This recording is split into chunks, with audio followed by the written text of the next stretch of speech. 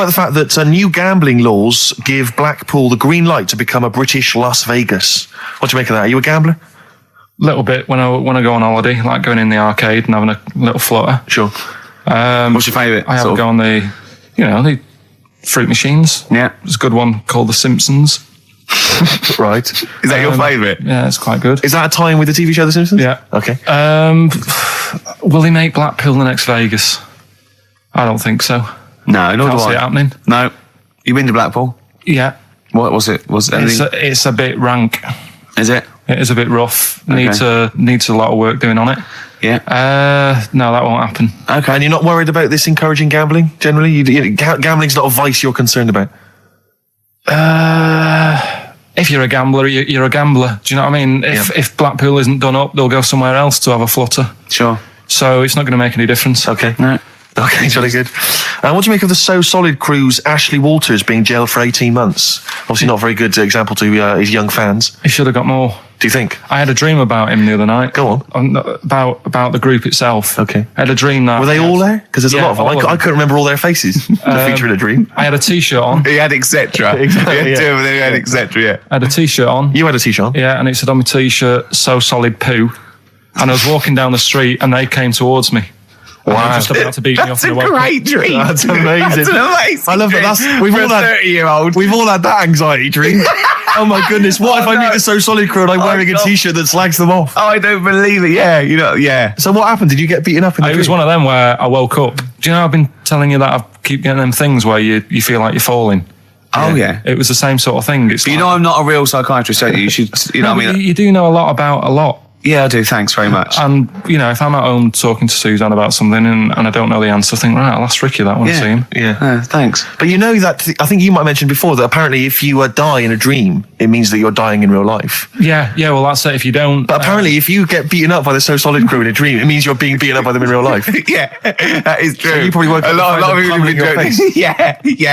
Yeah. Terrifying. Absolutely terrifying. So, lock him up for longer. Okay. And finally, what do you make of Halle Berry becoming the first black woman to win the Best Actress Oscar? Did you see her speech? Got on my nerves. Did it? I mean, it is good that she won. It's nice for anyone to win an award. Yeah. But she did go on a bit. And, I've been in that same sort of position. What? Chasing an Oscar? Well, I got... what they used to do at school is... Okay. If you did a full month without being off, you got a gold certificate. Okay. And I did a month once without having a day off. And I went up and I didn't make a fuss. You didn't start crying. Got a play record, mate. Well done then. Were you the first kid in your school to do that? I don't think anyone else got the certificate. It was only because I was never in. They tried to encourage me to come in. It was just for you. They mounted an entire ceremony just to encourage you. Wise words there from Bella Sebastian on XFM 104.9. I'm Ricky Gervais, with me Steve Merchant. Hi, Steve. Well, I mean, it is indeed wise words, Rick. I'm worried that people are going to get out of the office now and into the sunshine, not be listening to the show. There's always the transistor radio. That's true enough. If you're thinking of heading down to the park, take it along. It is time. Keep it low, though. Don't want to irritate other people. No, I know, yeah. And if you do want to irritate him, spit on them, it's better. Exactly. And kick them and throw little rocks. Exactly. With me, Karl Pilkington. We're into this way into the second month of the education of Karl. As you know, Karl got 1 GCSE in history and E, and we've been cramming, haven't we? Oh, Rick, before you mention that, can I just say something? Obviously, we always do this thing with the Sun, White Van Man, where we read this thing out from the Sun and query Karl. And I was out with some friends last night, and my friend Dan always listens to the show, and he said, Karl, I love the bit when you answer the questions in the Sun. Why do you ever know what the questions are before they're asked, or is that your first answer? And Karl said, no, that is it. They don't let me see what the questions are first. They don't show them to me, and I always get really anxious and get really paranoid. And I was just wondering, have you seen the error there, Karl? Have you seen the mistake you've been making? Right? You're worried that you don't get the questions beforehand, right? What? How could you maybe combat that, do you think? How could you combat that if you're really nervous? Maybe you wanted to sort of have some views or ideas beforehand. It's your error, isn't it? Do you know what I mean? It's your show. If you want to take a chance with me. No. The point is this: that if you're really worried about it, how could you get hold of those questions in advance? Is there any way you could get hold of those questions in advance? Yeah, but is it always in today's? Is it always in Saturdays? Yes. So they don't do that every day of the week? They do, but I always take it from this Saturdays. Right, well, yeah, I could, but that would cost me money. I'm not on enough as it is working here on a Saturday. Okay. How much is the sun? 30p. Yeah, well. You're not made of money. I understand. Yeah. Actually, it's 40p on a Saturday. I don't know what I was thinking. Well, it's time. Well, Go on. that time, isn't it? Yeah. Play the jingle. Yeah. White van man, Carl. Brilliant. Recorded at great expense, that jingle. Yeah. Yeah, this is where we just hijack an idea from The Sun, which is White Van Man, where The Sun asks, in this instance, a cabbie by the look of it. Oh no, a fruit and veg shop owner. Ours is slightly different because the Sun sort of like pick on a perfectly normal member of the public. Exactly. So that's where we've got the upper hand. twist. Yeah. And they ask him about the the hot potatoes. This week, Carl, my first question to you, well, your thoughts, please, on the criticism of the BBC over their coverage of the Queen Mum's death. What do you make of this? You're aware of all the criticism that Peter Sissons asked some probing questions? No, I thought it wore was a burgundy tie. I thought that's it. Yeah, he just it didn't show respect. He just had a burgundy tie on. See, that's not really not showing respect, is it? No, it's not. You know, you show your respect by sort of doing the news on it, giving her a bit of coverage and showing, you know, Bit of publicity. what a good woman she was or whatever. Yeah. And then you move on to sport news or whatever. Do you know what I mean? Yeah. I totally agree. I don't like the way everything's morbid. I was thinking about it. It's like, you know, the way in birthday cards and that, people always put funny things in them. I think you should save things like that for funerals, for like funeral cards and that, and try and cheer people up at times when they're low. Do you know what I mean? Because on your birthday, you're quite happy anyway, so you don't need someone putting a funny comment in a card. I think, you know, when you send a card... What would you suggest? Well, you know... whoopee cushion, but on the vicar's chair. How would you liven up the funeral? Just little things in the card. I mean, you're just writing stuff like, well, you know, at least you're still alive or whatever. So as you're giving the eulogy... So, that'd be good. So supposing someone's husband's killed in a car crash, you go around with some flowers and a little card, and it says, at least you're still alive. Well, maybe something funnier than that.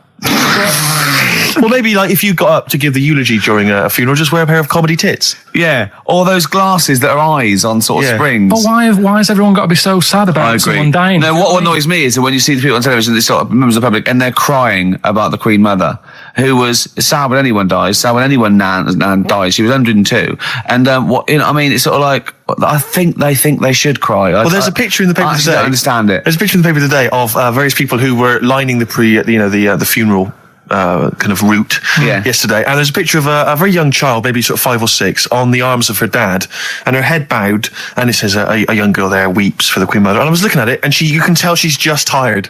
Well, she's just tired and bored. It's so transparent that it's not crying. It's most just, what are we doing when their here? nan dies? Exactly. You know, it's sort of like... But what is a 5-year-old girl going to be? Why is she going to be crying? The Queen Mum said, I can't believe it. Yeah. Teletubbies? No. The Queen Mum.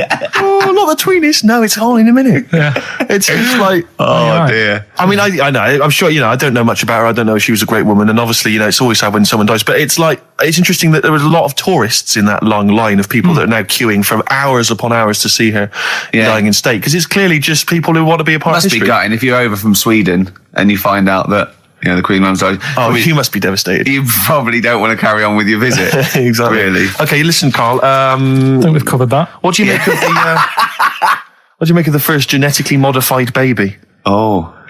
Are you worried about this? Do you know what did they do? What? Let me see what it says here. It says, Isn't it just choosing the, you know, eye colour? Well, this is the concern, isn't it? That in the future you'll be able to decide whether it's a boy or a girl, how intelligent it is, what it looks like, is it handsome, is it ugly? Obviously, no one will choose an ugly baby, and so on and so on and so on. And so it means that, you know, where will it lead? Where will it end, Carl? Are you concerned?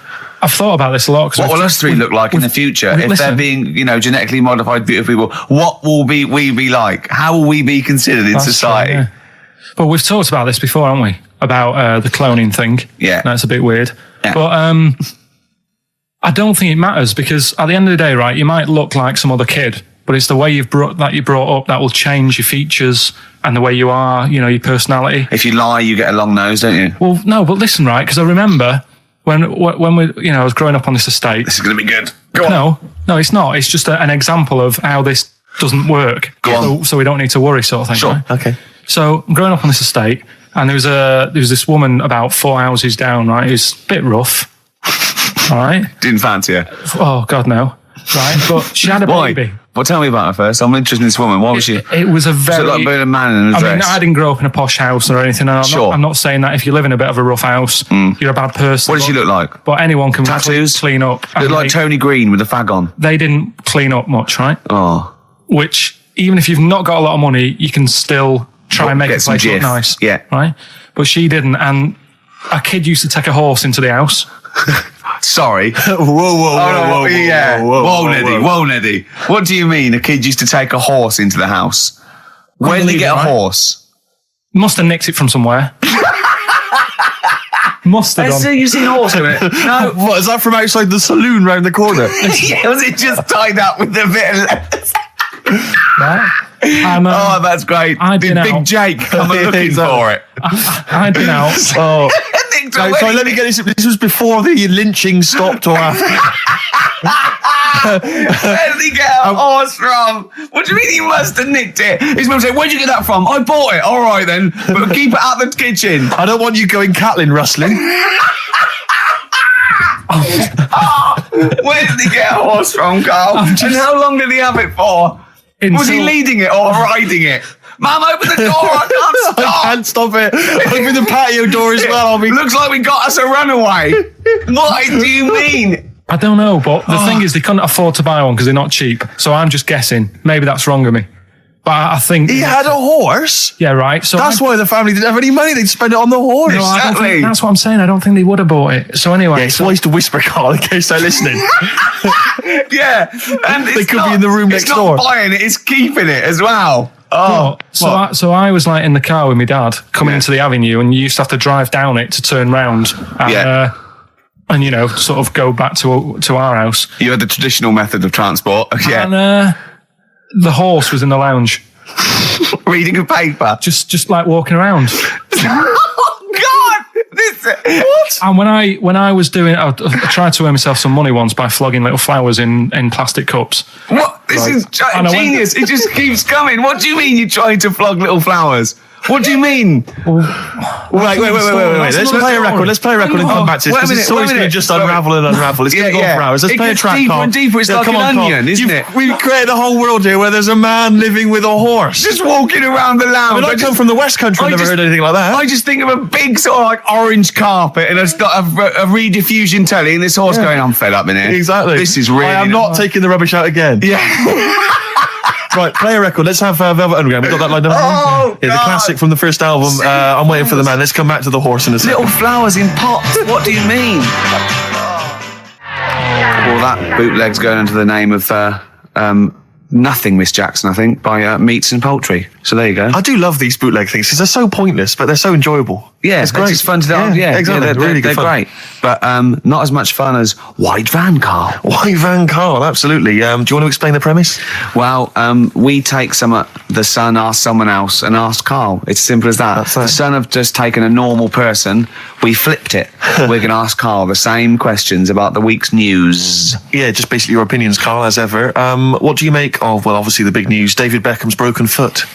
Is this a big concern for you? No, I mean, it's sad. You know, it's sadder for him more than anyone, because, you know, to like be in the World Cup is like the main thing for him, isn't it? Yeah. But he's still a young lad, and I don't think he'll give up. I reckon he'll still turn up. He'll be all right. And yeah, good luck to the lad. You know, I like David. I'm not going to slag him off. Voice words. Yeah. He says that like he knows him, like he's popping round for drinks later. Yeah, like we tried to stitch you up. Go on. But obviously yesterday, was it yesterday? I think maybe Thursday. The Sun printed a big picture of David's foot and encouraged everyone to touch it at midday, because hoping that this would somehow, if we all thought and prayed together, somehow that would help his foot heal. Do you believe in that? No. Any belief in that? No, you're going down the old like Yoragella route, aren't you? Sure. And it's stupid. Yeah. I'm sure. I mean, it's nice effort and everything. It sort of cheers everyone up. Hold on, you believe in ghosts and warlocks and licking toads? Why is that any more stupid than all those things? It's not going to work, is it? All right, fine. It's rubbish. Okay.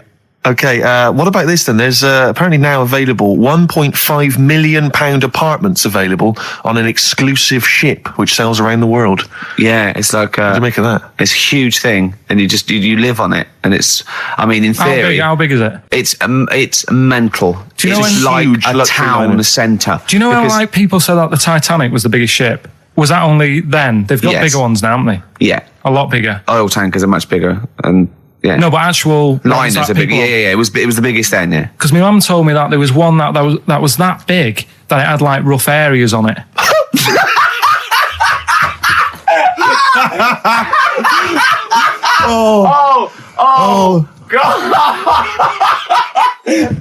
Don't go starboard. Oh God! No, but do you know what I mean? Right. It was like we're thinking of moving. We're seeing Yeah. the captain. We're thinking of moving to a nicer area. Oh yeah. I've heard they're very rough in aft. Oh God!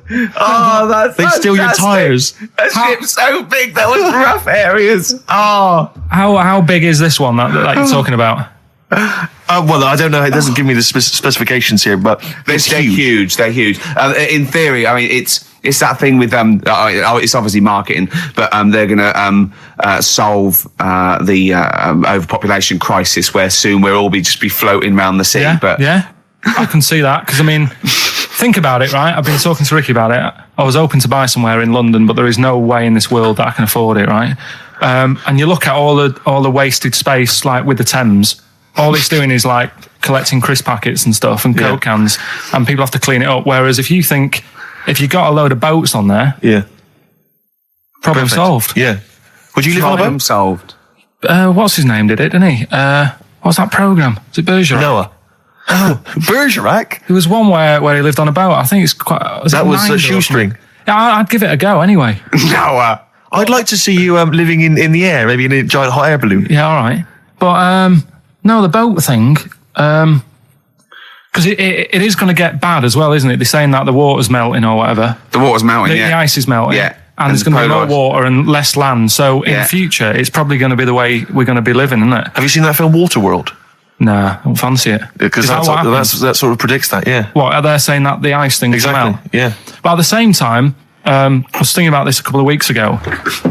If you get, I mean, I think I read that like a big chunk of ice fell off one of the ice, what do you call them? Caps. Ice caps. Something like that. I think they said it's the size of the Empire State Building or something. Right. It snapped off and went into the water and it's melted. And they said, oh, it's bad news, you know, that something that size is melting. But the way I look at it, if something that size falls into the water, it's like a big ice cube and it's going to freeze it up again.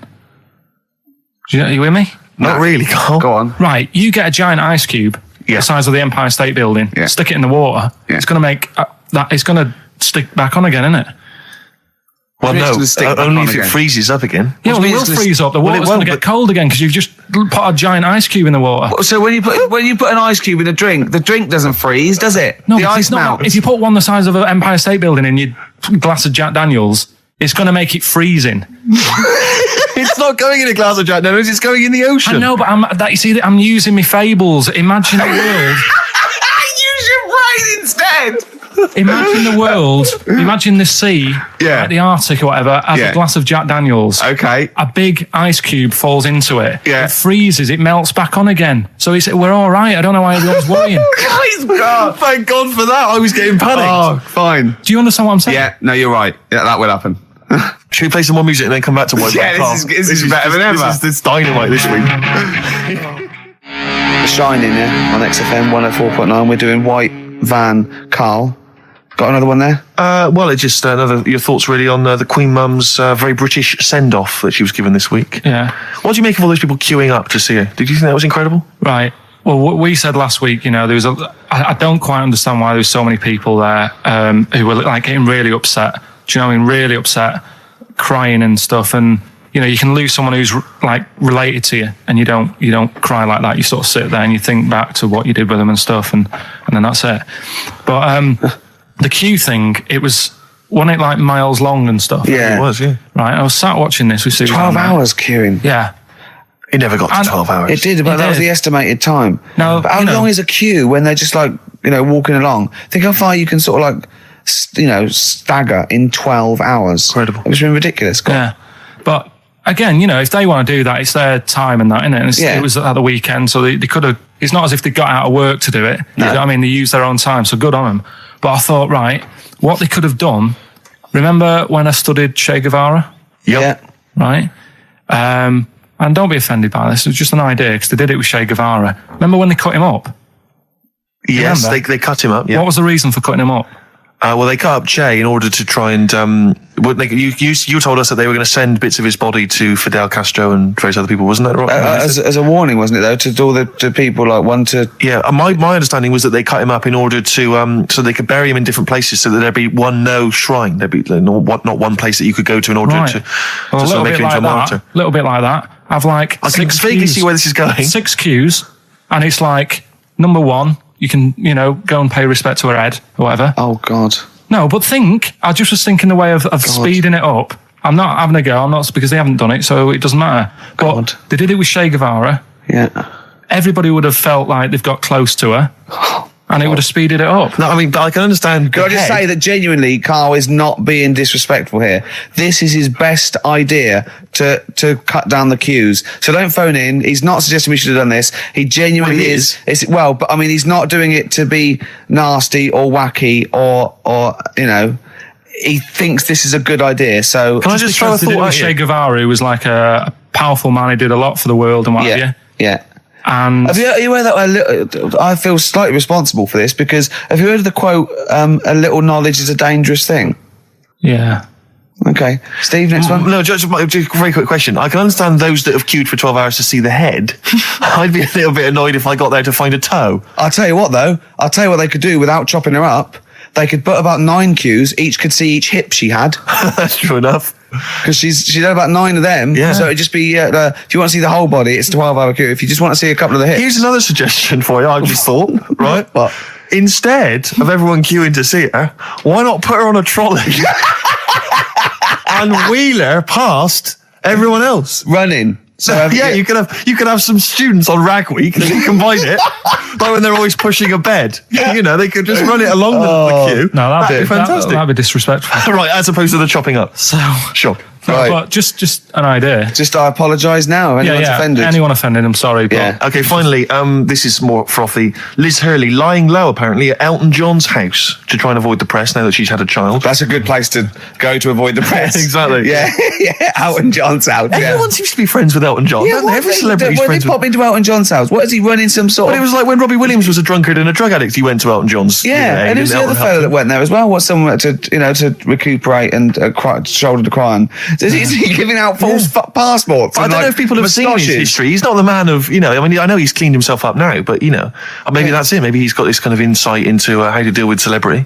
Yeah. What do you think? I think it's just genuine mates with him. I think he's just like a friendly bloke. I think she's been doing too much lying low in the first place. That's part of the problem, isn't it? High five, Karl. That was a genuine joke from Karl there. And he's so proud of himself. Look at his little face. Too much lying low. Oh, that was my but man, I agree Karl. with you. Why can't she just go around to her mum and dad's or something rather than Elton John where everyone's looking? Yeah. Yeah. That's the point, isn't it? Yeah. So that was good, yeah. Very good. Yeah. Right, what music we got? We got The Flaming Lips. Flaming Lips, excellent. There's the classic Race for the Prize. Should have been a big hit, never was, sadly. Okay, we just do White Van Karl then. This is your opinions. You can't be wrong on this, can you? There's no right or wrong answer here. Okay. Right. But so this is where we ask Karl his views on the big news stories of the week. Basically, we've stolen an idea from the Sun newspaper, and So this isn't cruel, this programme, is it? I don't think so. Picking on me. It's not, is it? It's weird because a few people have said, "Oh, you're picking on me." It depends how you look at things, isn't Sure. it? Yeah. But you do like it. We could look at it like it's a laugh, so it's not a problem for us. We like you. You're our favourite. Yeah. I'm going to say thing in the world, but I don't mean that, in a derogatory way. No, I'm cool with it. Yeah? Yeah. Right. Okay. So your views, please, on the fact that attitudes are changing to the possible marriage of Charles and Camilla. Oh, what do you think of that? The roars at the moment, because the recent tragedies are apparently high in the polls, and people are coming around to the idea of Charles and Camilla getting hitched. What's your thought? Whatever, really. I mean, if they're happy with it. The thing that comes out of it most is it just goes to show, right, that there is someone for everyone. Just because, I mean, no disrespect to Camilla, I'm not a good-looking person either, but she isn't a stunner, and yet she's gone and picked up a royal. Right? Yeah. So I think it's good for things like that to happen because it cheers you up. Do you know what I mean? Gives you a bit of hope. Thanks, Carl. So yeah, it's good. You know, if they're happy, if anyone's happy, it's a good story, isn't it? Yeah. You know what I mean? Yeah. You know, he's had a bit of bad luck, and now he's got someone else in his life. So. While he's doing this, I'm just doing a list of questions to ask him what he thinks of things in the world. Okay. Is that all right? Yeah, no problem. No problem. Okay, what do you make of... Well, now listen, this may be a non-story, or it may be the biggest story that's about to break. Ulrika Jonsson and Sven-Goran Eriksson's affair. Are you familiar with this? It's over the papers today. Apparently, Ulrika and Sven are going out, although there appears to be no evidence for this. Yeah, I don't even give it time of day. Do you not? Quite right, well done. Doesn't affect me whatsoever, as long as he does his job well. Yep. And what's she doing at the moment? Presenting Dog Eat Dog, I think. Right, you know. As long as she does her job well. As long as they both do their jobs well. Well, yeah, at the end of the day, that's going on with a lot of people out in the world, isn't it? Do you know what I mean? Just because he's an England boss, as long as, you know, we win the games and that, he's doing his job. If she's, you know, gets a dog winning a prize or whatever. No. Okay. It's not worth it. Go on. Do you know what I mean? Yeah. So, It's a dog winning a prize. I haven't seen Dog Eat Dog. What's it Okay. about? It's all right. Right, Go on. so that's it. Yeah, it doesn't matter. Okay, what about this then? Are you disappointed by the nation that a third of us are apparently unaware of St. George's Day? 23rd. Is St. George's Day the one with the snakes that we've talked about? No, that's... Are you one of that third, do you think? St. George is the patron saint of England who killed the dragon. Yeah, I mean, there's too many of these days, isn't there? That's the problem. If you make it a bit more special, like Christmas, so you buy presents and that for each other, then people will remember it. But there's so many of these days with Easter and Pancake Tuesday and all that. So it's not surprising. I think as time goes on, we'll find that a lot of these days will just disappear because, you know, people are busy. There'll be new ones, won't there? I don't know. People There'll are be that like busy. Gareth Gates Day in 50 years' time. It's just weird. I mean, I remember being a kid, right? Going out on a Sunday and shops would be shut because it was like, you know, the day of rest and all that. People don't care now. It's like, well, we can make some more money. We'll open the shops. Yeah. Do you know what I mean? It's Is that a all good or a about- bad thing, Carl? It's good because I remember I used to have to get up early to go and get some bread if we didn't have any in. Because the shop would only be open for a couple of hours in the morning. Yeah. Whereas now I'd be able to. Yeah, I remember that. I remember that. Shops out. And you couldn't get aspirin and stuff, Exactly. certain things. Nightmare on a Sunday afternoon. Yeah. So- that's right, yeah. And pubs didn't open till 12. Do you remember space operas? Yeah. Yeah, shut up. Can I ask you something? Go on. Okay, I've got a little list of things. What do you think of, like, those pug dogs that are bred and they can hardly breathe? Evil. Yeah. What do you think of gays? They're all right. Do you know what I mean? Just like straight people, you get bad ones, you get good ones. Exactly. Right? We've learned a lesson today, haven't we? Absolutely. Let's play a record. Yeah. What do you fancy? A bit of Radiohead? Yeah. You don't mind, though, if people think we're gay, for instance, when we go to the BAFTAs No, tomorrow? that's terrible. I don't want that happening. Why? Hey? Why? Because I'm not. That'd be a lie. I don't like lying. If I was, I'd say I was gay, Yeah. but I'm not. We'll say you were, just pretend. We won't get in otherwise. No. Just a little kiss and a cuddle. Say I'm a bit gay. No. I'm not gay. Right. White Van Carl. Carl, it's real. White Van Carl. Yeah, this is where we steal the White Van Man column from The Sun and basically fire those questions at Carl, getting his opinions on the week's news. Okay, Carl. Let me see. Okay, what do you make of this? The average woman, apparently, takes 27 minutes to get ready to go out. Did you know that? Is it? Are they saying that's a good thing or? No, they're saying that the bare minimum it takes. No, this is what they surely. said. No. But I remember reading. I'm sure they said that it takes them 27 minutes to get ready to go out at the very least. I mean, it's not that bad if it's for a night out. It's that. I mean, 30 minutes is all right. If it's going to get to 20 Woodbines. But yeah, or you know, if the house is on fire and it's like quick, Yeah. get ready and get out. I don't think it's in a fire, no. I think, yeah, go on. I think 20. That's 27 minutes. how long do you I'd think? take about 27 I minutes. can take up to that. But do they include the getting up, having a bath? All Doesn't that? give me any more details. No? 27 Well, minutes. it's difficult to go by. Difficult to go on that one, isn't it? How long does Suzanne take to go out of the house? Depends. Like I say, if we're just nipping out shopping, The old flip flops and trackies on. yeah. But if you're going out for the night, it takes a bit longer, doesn't it? Yeah. Yeah, you got a wire in the track is. yeah. Come on. Okay. No, really don't know what the ins and outs of this story are. Is Van Goren Eriksson sticking with Nancy rather than Ulrika? Was his wife and not his girlfriend? Yeah, I don't know if this story's true. No one seems to have offered any evidence for it. Anyway, everyone remains silent. It's rubbish. And, okay, what do you make of this? David Beckham apparently was driving despite having an injured foot and just further threatening his World Cup chances. And obviously, you're a big football fan. Well, I'm not that big. I like the odd game. Sure. Would that hurt him? Would that hurt his foot? It can be good. Is it in a plaster? It's not in a big cast. Sure, it's better to drive than it is to walk on it. Good point. Fair enough, yeah. Go. Can't argue with that. Can't get the bus, can he? Okay, and what do you make of this fascist leader who's having a lot of success in the French presidential elections? What's he doing? Have you not come across this story? No. Right, this is one of the big political stories. He's got a far right that got nearly 20%. He's a far-right fascist leader and he's having considerable success in the French elections. I don't think we should be asking Carl questions like this. Not something you've got to I'm getting scared. There's all sorts of bad stuff going on in the world that we don't know about. Yeah. But we know about this. Yeah, but you're better off not knowing because there's nothing I can do about it. You're absolutely right, Carl. Fair enough. I can't argue with that. Oh, God, man that's alive. fantastic. That is brilliant. White Van, Carl. Yeah, White Van Carl. I mean, for those that don't know, we do this. We ask Carl the questions that the Sun asked someone else. That's right. The Sun every day asks some, average Joe his views on the week's big stories. Carl, let me ask you now. What do you make of Prince Harry smoking openly at a polo club? Are you aware of this story? No. Was it? Go on.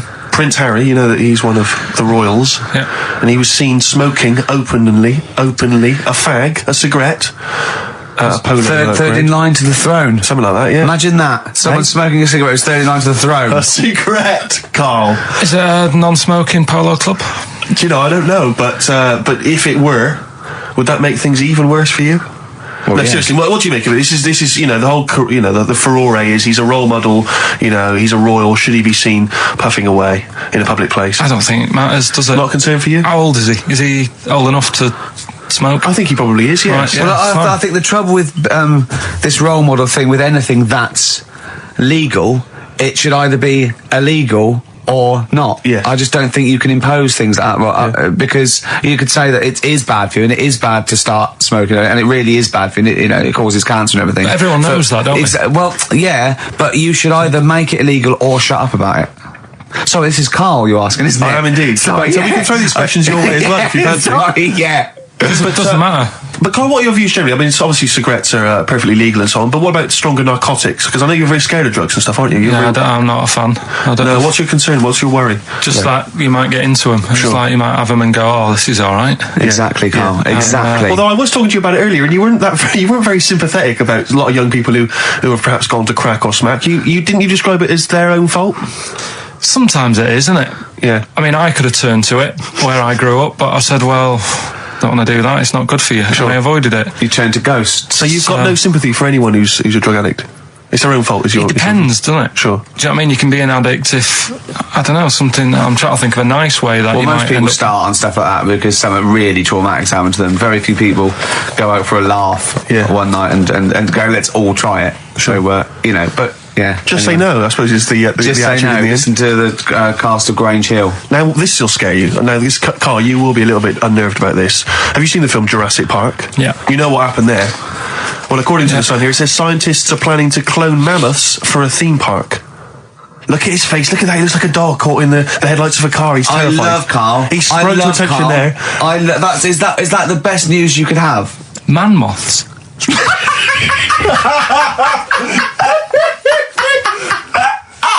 Right, Yeah, man moths. I Man love moths. the fact that that's why he was so excited that they bred a man moth. What is this? Yeah, it's a human being that hides in your wardrobe and eats the entire jacket in a day. Yeah. What do you mean, man moths? Mammoths. Mammoth, the big hairy you heard cow of the from the mammoth? Ice Age. I mean, elephant. You're not so excited about that, then? You can take or leave bringing back mammoths to life, but a man moth... A man moth is a different matter. Oh. If we'd have never brought that up, he'd have gone and told someone now, Yeah. they've bred an half man, half moth. This is what we This is how mean. things start. This is what we mean when you hear these ghost Are you stories. slightly deaf? Is that it? When you hear these stories, you're slightly deaf, and his head was in the basket, and he went, count how many times I blink. Is it... Carl, is English your first language? Are you actually foreign? Is that the thing? Yeah. Should we speak when we say slower? foreign, we mean not of this planet. Yeah. Should we speak slower? Would that be a help to you? No, go on. Next What do you one. make of that? Do you think that's good? Do you think that's good to bring back mammoths? Prehistoric animals. These giant elephants. They're slow, aren't they? It's not as if they're going to like get out and run fast and they can't capture them. They'd probably be a Like fence, to be elephants, honest, aren't Carl. They'd probably be a fence. they? No, but I'm saying, but you're asking it as if like, oh, it could all go wrong, but it couldn't, could it? Well, Really? but the point was about Jurassic Park is they thought it wouldn't go wrong. They thought they had it all under Yeah, but control. that was Have you learned dinosaurs. nothing from Jurassic Park, Carl? Dinosaurs would say, "Oh, think about it before you do it." But with a airy elephant, it's not going to. Not a concern for you. Would you go along to see him? Would you be interested in that? If it was in the area, He's great, isn't he? I'd love a queue, Nothing right? impresses No, him. but what I'd like to do is Carl sitting like Yoda in a little cave, and I'd just like to see people like Tony Blair and Stephen Hawking in a queue, and they go and say, "Carl, got a bit of a problem." And thinking of cloning a man and a moth. Problem? Not an issue. No, if I'm in the area, I might cruise around and have a look at it. Otherwise, just don't send it near my clothes. Oh, that's fantastic. So it's just for a second. As the words "man moth" came into your head, how excited were you? I mean, were you both terrified and excited? For the moment when you thought that they cloned a man and a moth? I pictured What kind of face did he have? Did he have the moth's head or was it a man's head? just a little man head. Right, what was his face? What did it look like? He just was like a bit shocked. Perplexed, yeah. It was like he'd been grafted onto the body of a moth without his consent. And when he was asleep, he'd woken up. he just went in to have a goiter removed, and they said, "We've He replaced woke your up with goiter with the body of a giant moth." Yeah. Is that all right, Mr. Jenkins? So he had the head of a little. Was it a little boy or a man? Little man, Right. Okay. and he's just bumping into a lamp. He's just bumping into a.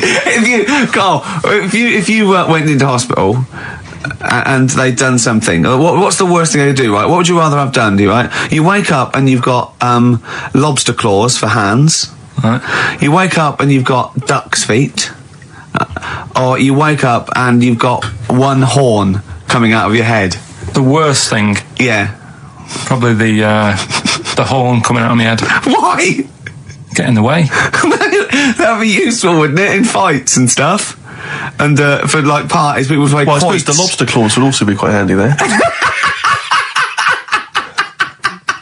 Definitely.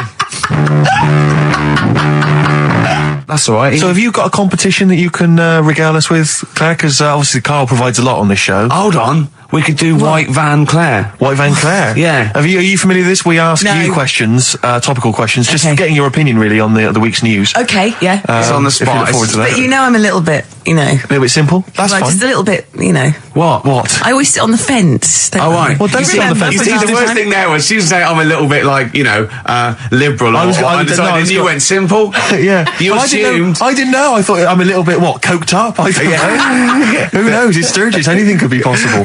But the other thing is with Carl, we didn't know how good value Carl was until we asked him sort of intelligent this is questions. true enough, yeah. Because he looks quite intelligent. Well, this doesn't is he? it. I mean, So the thing with you, Claire, is I don't discover- think we've probed you enough. We don't know what, your haven't views are on a lot of probed me things. enough, But we actually, don't know what Steve, your no. views are, This is what I'm saying. We don't know where you stand. I mean, don't sit on the fence. This is the new Claire Sturgis. Yeah.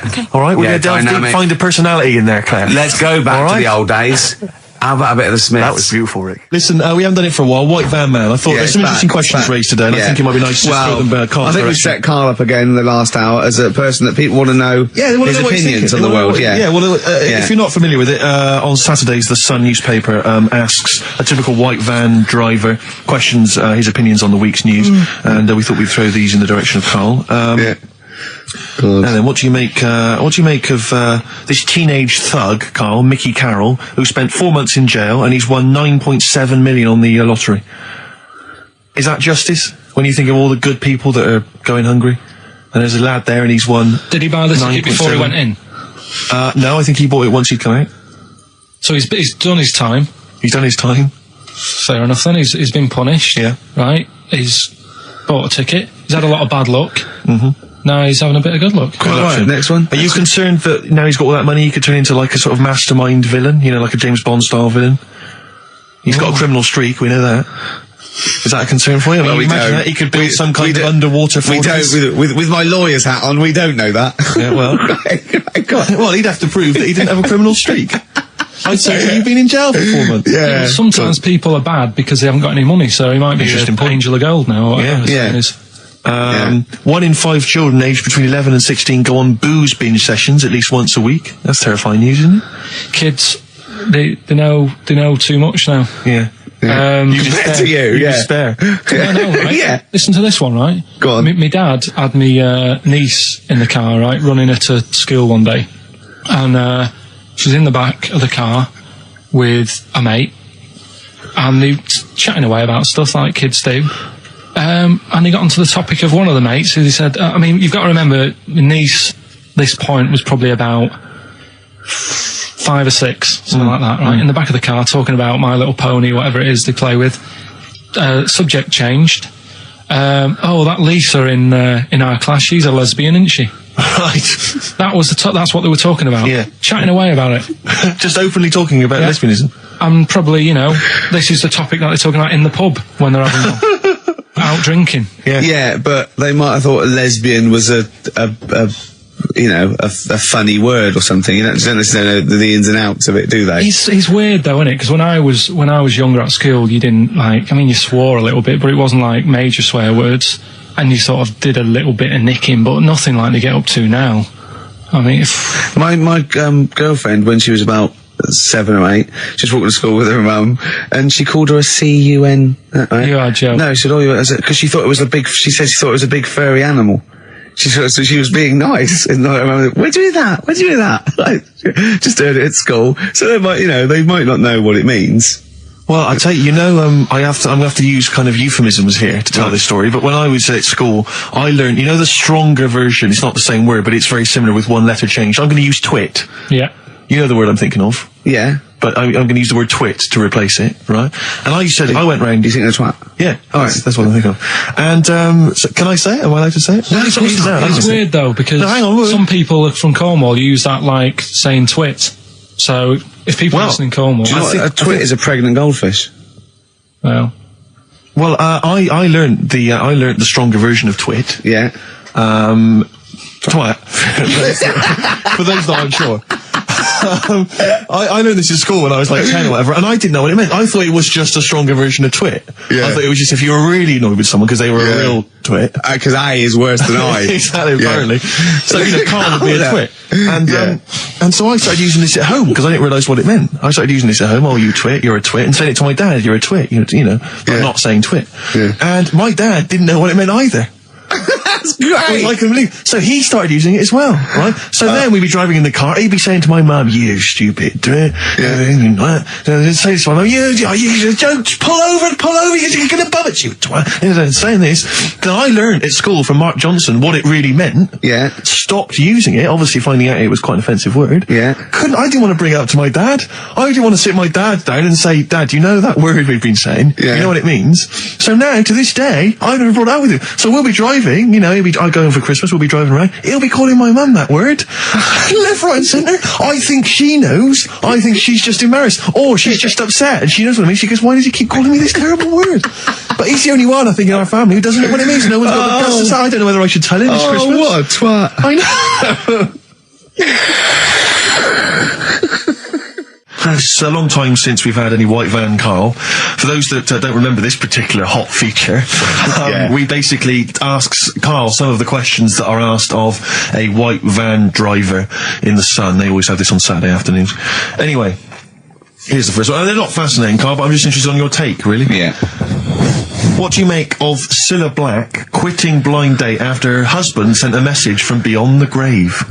Are you familiar with this story? I didn't know that. What's that? She went to see a medium, and supposedly her husband passed on information through the medium, which was incredibly vague, but persuaded her to quit live on air. Well, it's about time, isn't it? If even dead people are saying...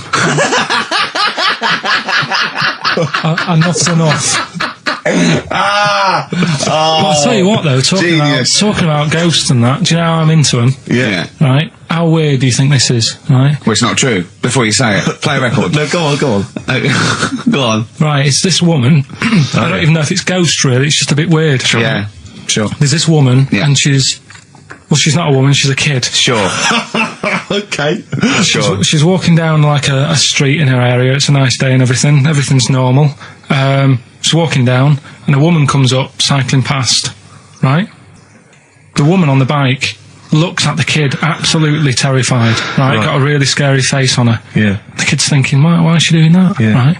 So anyway, she thinks nothing of it, goes, I think she was playing in the park or whatever, goes and has a nice day. About 15 years later... Oh, right, yeah. She's, I don't know, I think she was going to work, right, on a bike. She was riding her own bike. Riding her own bike, cycling down the road. Oh, yeah. Looks at the kid. That's the thing that happened, like, 15, 20 years ago. Right. It's her on the bike looking at her as a kid. Right. Not another child. No. So it's her, she's seen herself. Carl? I mean, I don't know where to start. Firstly, where's this information come from? But I mean, why do you ever... I mean, I don't know what part of that you think can be true. I mean, honest, I'm speechless. I don't know what to say. What are you talking about? Bit weird, though, isn't it? But it's not true. It didn't happen. Nothing happened like that. She said it did. Well, she's wrong. She said she saw herself. She saw herself as a kid, didn't she? Did she carry on riding and as an adult when she was a kid. Did she stop and talk to herself? Or did she ride on by and think, that's a bit weird, there's me as an 8-year-old. I won't stop, I'll be late for work. Yeah, if I'm late again, the boss said he'd be in trouble. Yeah. Well, And where is this information? Did it happen to someone you know? No. You overheard it on the bus? No, it was in the 14 Times. Oh, right. Well, okay. That's the answer. Good. We've got to the bottom of that. Right, good. Brilliant. Now, what do you make of David Blunkett accusing gangster rappers of making kids believe guns are cool? It's a hot topic there, Carl, and I imagine you've got some strong opinions. He's saying what? He is saying, basically, that all this rap music is advocating gun use and violence against people, and he's very worried about it. Nah. Okay. All right. What's the next one? Have you thought about going into politics? Because I'll tell you this, they wouldn't be able to argue with you, really, in the Houses of Parliament. Where would they start? Yeah. My fellow is an idiot. Yeah. No, but violence has always been about, isn't it? Like cowboys and Indians, they didn't have PlayStations and Tupac then, and there was still violence. What do you mean? In the Wild West? Yeah. Do you know what I mean? So you can't really blame it on stuff. It'll always happen. That's the world, and it's made up of different types and that. Again, he's right. Again, he's sort of right in a way, in his innocence, in his buffoonery. I didn't hear what he said. He just said there's always been violence. You know what I mean? It's sort even of like, dinosaurs. Look at them. They cause a lot. And then he went too far and made himself sound like a fool again. But I'm just saying, it's always happened. It always will. Yeah. Don't try and change it. Yeah. Just chill out is what you're saying. Do you know what we should do? We should all get on our bike, go and find ourselves when we're little, and go, be careful what you do in life. We've had a lot of emails saying, could you bring back White Van Karl? Oh, yeah. Which is that section of the show where we ask the questions that the Sun asks someone else, random punters of Karl. But sadly, recently, they've got very politicised and very kind of, basically a little bit depressing. So there's not really anything appropriate. But I have trawled the papers looking for other questions posed in other sections of the Sun. Good idea. I was just looking here at the Dear Deirdre section, which is the sort of problem page. I don't know what your views are on this. I'd love to see Karl. Oh, God, can we get him a job? Just ask. Oh, my God, that would be amazing. Right? Well, here's one. I'd like to see your view on this, Karl. I'm a happily married 42-year-old woman with 4 kids, yet I've developed a huge crush on pop star Darius Dinesh. Yeah. It sent my hormone levels through the roof, and last night I woke my husband up at 4 a.m. for sex. We've been married for 20 years and he can't believe his luck. Recently I've been having... I want to go to I'll stop you there. Why are you telling me? Right, carry on. Sorry. Recently, I've been having erotic thoughts about Darius morning, noon and night. I haven't felt like this since I was a teenager and mad about Donny Osmond. My husband is amazed at the change in me. We had sex twice last night and again this morning. Again, why are you telling me this? Yeah, go on. He's just boasting. This is not a problem. It's not a problem. What's here. the problem? No problem, just wanted to tell someone. Thanks very much. I watched Darius on TV last night, and when my husband came home, I dragged him into the kitchen and we made mad, passionate love. Right, they did it then, twice last night, once this morning. That's 4 times. Five times she's mentioned it so far. Yeah. She's doing alright. My husband, this is a great bit. My husband thinks it might be his new moustache. Or that I'm going through the menopause, but I know You were thinking of growing a moustache? I was Do you thinking think of it would growing a change your moustache. luck with the ladies? I love the idea that's what he thinks it is. He's telling his mates in the pub. You should gone grow mad with for me. these. Growing The with old these, Tom right? Selleck. 5 times in the last 24 hours. Hooray for sexy Darius. So, what do you make of that then? What are your views on that? Hold on though, if that bloke is reading that paper, that narrows it down It's a gotta bit. be, yeah. Who else did he know? His wife likes Darius, he's had sex 5 times that night, and he grew a new moustache. He's thinking, I wonder if that's me. Maureen. Yeah, go on. But what's your concern? Because I'll tell you what her problem is. She's worried that, the reason that she's now kind of overly excited and she's, having this great sex with her husband is because she's actually fantasizing about someone completely different, younger. She's having these wayward thoughts, isn't she? She's a bit concerned about that. What's your concern? What are your thoughts? I reckon she's going to start shoplifting soon and coming out in hot flushes. Go on. Just, they're both happy, aren't they? He's getting what he wants. She's happy. I'd say, yeah, whatever, get on with it. Do you think that she should confess? She wants to be honest with him.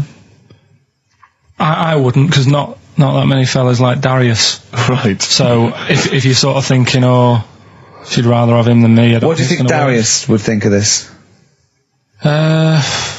He'd probably be happy with that. I mean, What would you do if you got loads of phone calls, right, from women going, Karl, whenever you're on the radio, I just have to do it. I just have to do it. Your voice makes me... I'd say, alright, well, it's alright. I'd be happy with that. Would you? Yeah. I mean, just in case anyone is doing that. What would you do to sort of like egg them on a little bit to help them out? What do you think? What sexy things would you say? What do you think is your quality? What do you think people would find, pretty horny about you? Is it your sort of mank wine, do you think? Like, just say this. London shit, innit? I'd say that, but, London, it's not that good, is it? I think you've done it there. So that's Say something quite sort of sexy though. Say something like, well, I love to love you. Say something sexy. Say that. No, say something sexy. Sue's answers to me, do you love me? I go, yeah, you're alright. I know that's true. Yeah. I know that's true. That's brilliant. But because one of the things that Deirdre says is that she's wondering if this marriage is going a little bit stale and needs to be freshened up. They need to give a new spice, a new spin to the marriage. What would you do? What advice would you give to spice up, something that they've been married for quite some time? Get Darius, all Darius things, get David Snedden's new video on the telly. What do you reckon though, Karl? Just treat them. Do you know what I mean? Just surprise them now and again with stuff. That's what I do. It's what you got those condoms, didn't you? That you got 2 for So, hang on, what? You've never done that? What? You've surprised Suzanne with what? I've You stood behind a door and shouted at her when she comes in. Don't drop the jelly!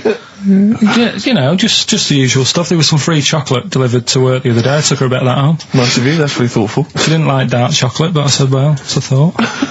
So, I had it. But, you often benefit from any gift that you give her. The chocolate, the meal, the condoms. There's always something in it for you. Yeah, there is. I love the idea. She's got bored with the Christmas present now, though. What, the condoms? Yeah. Or the food that she ate. Oh, the condoms. Right. Yeah, she's got tired of filling them with water, throwing them at the passing kids, or putting them on her head and inflating them. I love the idea of asking problems. What do you think of erectile problems? That Pele advert, he goes, be careful, we haven't got erectile problems, call this number. What would you do if you're impotent? What would you do? What's the advertising? Just saying, like, if you can't, I haven't seen that. Yeah. Why have they got him doing it? Wow. Well, he used to be able to keep it up for hours, the ball, and yeah. What would you do if you... To advertise that? No, if you suddenly couldn't get, What would you do? I don't think it'd bother me now. I know you're 30! You were talking like you're an 80-year-old. Yeah, but do you know what I mean? You sort of been there, done that now. It's like the boxing and the dancing that I did. It was good as a kid, and now it's like, take it or leave it. It's a roasted Deirdre. He had a kid last week. Did he? Yeah. Who did? Badly drawn boy. Oh, right, okay. Badly drawn little boy, he's going to call it. Isn't he? Brilliant, Rick. Yeah. Well done. It's a sort of satire. I'd like to see that as a headline in a Stand and tabloid. deliver, oi, oi, money, all your life. Now, going on. Oh, Carl, can we don't explain why panic. that's funny? Don't panic, Carl. I'm a professional. Don't worry. What's your concern, Carl? What's your concern? Nothing. Tell us. No. You can say. I can't. You can. This is so unprofessional. It's what? What have we done? What, talking about wool? Right. Come on, Carl, what's the problem? What's the problem? You say. He's great, and He's so scared. Come on, Carl, tell us. I don't know all the ins and outs, so I don't want to get into it. What? The thing. No, Well, look, you can't. People are perplexed now. What's the thing, Carl? What's the thing? What are you worried about? Say. Is it an email that's been received by the head of XFM? You've got the email open. you can talk about. You can say what it. Okay, let me just without, see. without, I don't understand it. Please know that under a ruling at the Old Bailey, any reference to Adamant's state of mental illness in any news report will constitute a breach of the ruling and therefore lead to serious action from his lawyers. That's right, and that's true. That's subject we can't talk about that. You can play his records and Sing his classic songs. Sing songs. Yeah, well, it's best just to leave it, innit? Yeah, but that's what. Carl was a little bit worried. There's no way I was going to mention that or influence anything, and I totally agree with the law. So don't panic, Carl. That should have never been sent to you. Why? Because it's like, accidents happen. Go on then. When things like that happen, right? You've been told not to mention it, Yeah, and you're like a little kid. yeah, And once things are in your head, yeah. it's difficult not to mention it. But I'd say if you didn't know about Churchill, you've learnt a bit today. I suppose so. Can people call in to all these If you fellas want. taking cocaine? What's I think I'm right. What's the It's number? 08700 800 1234. Yeah. Give us a call. XFM 104.9. Did Winston Churchill and various other dignitaries take coke during the war? During the war, staying up for the war effort, the emergency summits and meetings. I think it was. I think it's been documented. I could be wrong, and let me tell you now, it's not happening today. Wow, Pete, you're on there. he's there, isn't he, to save me for Nancy. XFM 104.9. I'm Ricky Gervais, with me, Steve Merchant and Karl Pilkington. I'm getting excited now because we've had loads of calls and emails, not only backing me up, but going a little bit further. Apparently, Johnny Mango called in again. He's become our sort of official researcher on this show. There is evidence that Queen Victoria in Balmoral, with a young house guest, Winston Churchill, used to consume cocaine-filled lozenges. Mm-hmm. So there you go. Also, MDMA was a precursor of sort of ecstasy, a derivative, and that was big in the day, giving soldiers, a little pick-me-up. So it's not so mad, is it? It sort of Winston makes Churchill sense taking cocaine, because is he it? was into his speeches and that, and they say that coke gives you sort of, the balls to stand up and say like... Not that that's a good thing. And No, you it's should- not. No. Definitely not. No. Right? But apparently it makes you confident, doesn't it? So you can stand up and say, we're going to fight them on the beaches. Yeah. And all that, and sound like you mean it. It's exactly, yeah. When he was sort of like, a little bit pissed up with his cigar on, coked off his tits, he wanted to fight. He didn't care where it was. He'd fight on a beach. He didn't care. He didn't care if he got sand in his new trainers. Exactly. He was boozed up. Yeah. You want to fight? yeah, that's why he was coming hard. He was very much. You got to think of him as the Liam Gallagher of his day. Yeah. Oh dear. Bad. Are we allowed to talk about this? I mean, I don't mean in terms of referencing drugs, but are we allowed to? Is this like libelous to Winston Churchill? One, Or you his can't family? libel the dead. Yeah, but Two, can you- it's a is lot that of only it- in America, maybe? I'm asking, and we're not saying, Two, I think you'd probably going to do also a fair comment. Three, we say we were joking. Yeah. 4, it's a satire. Yeah. 5, we love him. 5, we're not condoning drugs in any way. 6, this is Dermot O'Leary's show. I didn't have a go at him anyway. I said he's all right. If there's any law against Rasputin, we might be in trouble. Law against Rasputin. You did willfully Rasputin. Yeah. All over you the did airwaves. slag off Russia's greatest love machine. Yeah. You didn't shoot him till he was dead, did you? Oh, put some poison into his I'll tell you this, if there's any other historical questions that people want answered, then we're the men. Because really, with the three of us, our knowledge of the fact that the Hindenburg was filled with helium, the kind of coke habits and various drug habits of Britain's most famous political leader, we've got the answers to all of it. New Order, here to stay. Sadly, we're not here to stay, Steve. We've only got about 10 more minutes. That's true enough. Yeah? Well, I think that's just time for some interesting facts that Johnny Mango, our researcher from loosecontrol.com, has emailed us. A few familiar ones, favourite ones of yours, I think. Any ones I don't know, though? I think you know this one, don't you? A pig's orgasm lasts for 30 minutes. I know. And a pig can't actually look directly up. Wouldn't have thought so after 30 minutes of coming. No, absolutely. But you can be careful here. That's incredible. Remember what happened to Tom Bins? Go on. Humans and dolphins are the only species that have sex for pleasure. Bonobos do as well. They've rediscovered, which is a bonobo. A chimpanzee, like a chimpanzee. Right. So, so it's 3 now. Can't believe dolphins are getting They're more 3. action. They're all at it now. Dolphins get more at it. Yeah. Polar bears are left-handed. Yeah. It's extraordinary. I don't quite know how they work that out. Did they give them spelling tests or biting tests? Oh yeah, they probably just do it. It's probably the paw they use to hide up the black nose during a hunt. Of course. Some lions mate over 50 times a day. Yeah, not every day of the year. Okay, they don't do that every day. No. Okay, because again, I'm worried. No. I didn't think that dolphins. What day of the year do you do it 50 times? What is it? It's coming up to it. It's April, isn't it? You'd like to get out there. I have a special day. Yeah. Yeah. Maybe we could coincide that with the balloon event. It'll just be me quietly humping in the corner. Volunteers, welcome to email now, and all the proceeds go to charity. If you are a desperate lioness. Exactly. Yeah. Butterflies taste with their feet. I didn't know that. Interesting. I didn't know that. That is interesting. But they don't eat much, do they? Because they only live a day. Good point. They wouldn't need to eat. An ostrich's eye is bigger than its brain. Yeah, I knew that. Yeah. That's extraordinary. That is, yeah. And the... But Carl, how big are your eyes? Cruel. Finally, I think we've discussed this before, haven't we? A cockroach will live 9 days without its head before it starves to death. Yeah, it's only because it can't get water and food. Yeah, it would be quite happy going around doing its normal things. Yeah. I mean, probably to work. If you're just as good without your head as with your head, may as well not have a head. I don't see the point. Well, that was thanks to Johnny Mango there of, what's his website called? Who's turned into a sort of volunteered researcher. Yeah. He's very fast. Loosecontrol.com. Can I just say as well, we've had lots of emails from different people just saying they enjoy the show and offering little tidbits and things. Nick Wilson, Sarah and Lauren, Ken, Dan, Jane. She wanted some Ash. We didn't play Ash. Never mind. Lee, Jez, Derry. There's loads of people there. Well, I'm going to, again, we were talking earlier about, you not caring about being like a geek or a freak or not trendy. No, I'm just saying. I am trendy, yeah. And I know, yeah. And I'm going to play a bit of an easy listening. I apologise to those people who still tune in and expect to hear 2 hours of new metal or Gorillaz. And this is a very old-fashioned, lovely tune. It's Bread. I hope you enjoy it. Ladies and gentlemen, please welcome to the stage, Bread. New Order and Here to Stay on XFM 104.9. Well, we're here to stay, aren't we, Steve? True enough. Well, for another 4 weeks anyway. Then we're off. Then 4 more shows. They'll have to order a new DJ.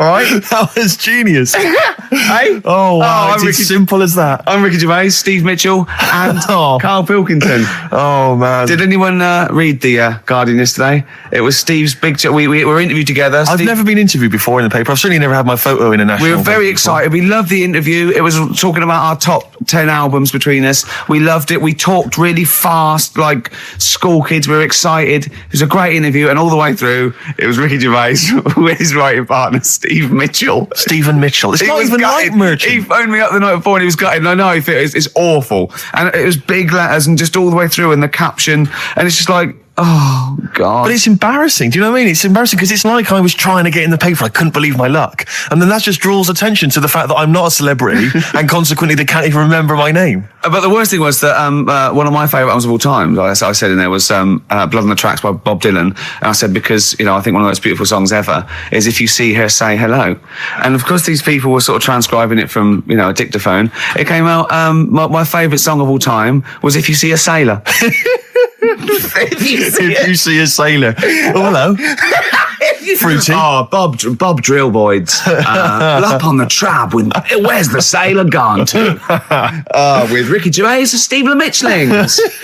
Oh, I don't know. They must have thought my name was Mitchell all along. They obviously never knew. The evidence is there. But I don't know why. It was like they reported in the paper that we'd been nominated for a Sony, and it said Ricky Gervais, who hosts the breakfast show on XFM, and it's that sort of. It's just guessing. It's like presumably someone's gone. Does he host the breakfast show? And someone's gone, yeah. And that's their research done. Yeah, but there was a thing about The Office set in Swindon. That's someone going, I'm just writing an article about The Office. Where's it set? Swindon, I think. Is it? Yeah. Okay, that'll do. Yeah. Yeah. Even we research the show now and again, don't we? Yeah. Even we look things up. Well, actually, people phone in. Usually that fella. What's that fella's name that calls in who's not got the website?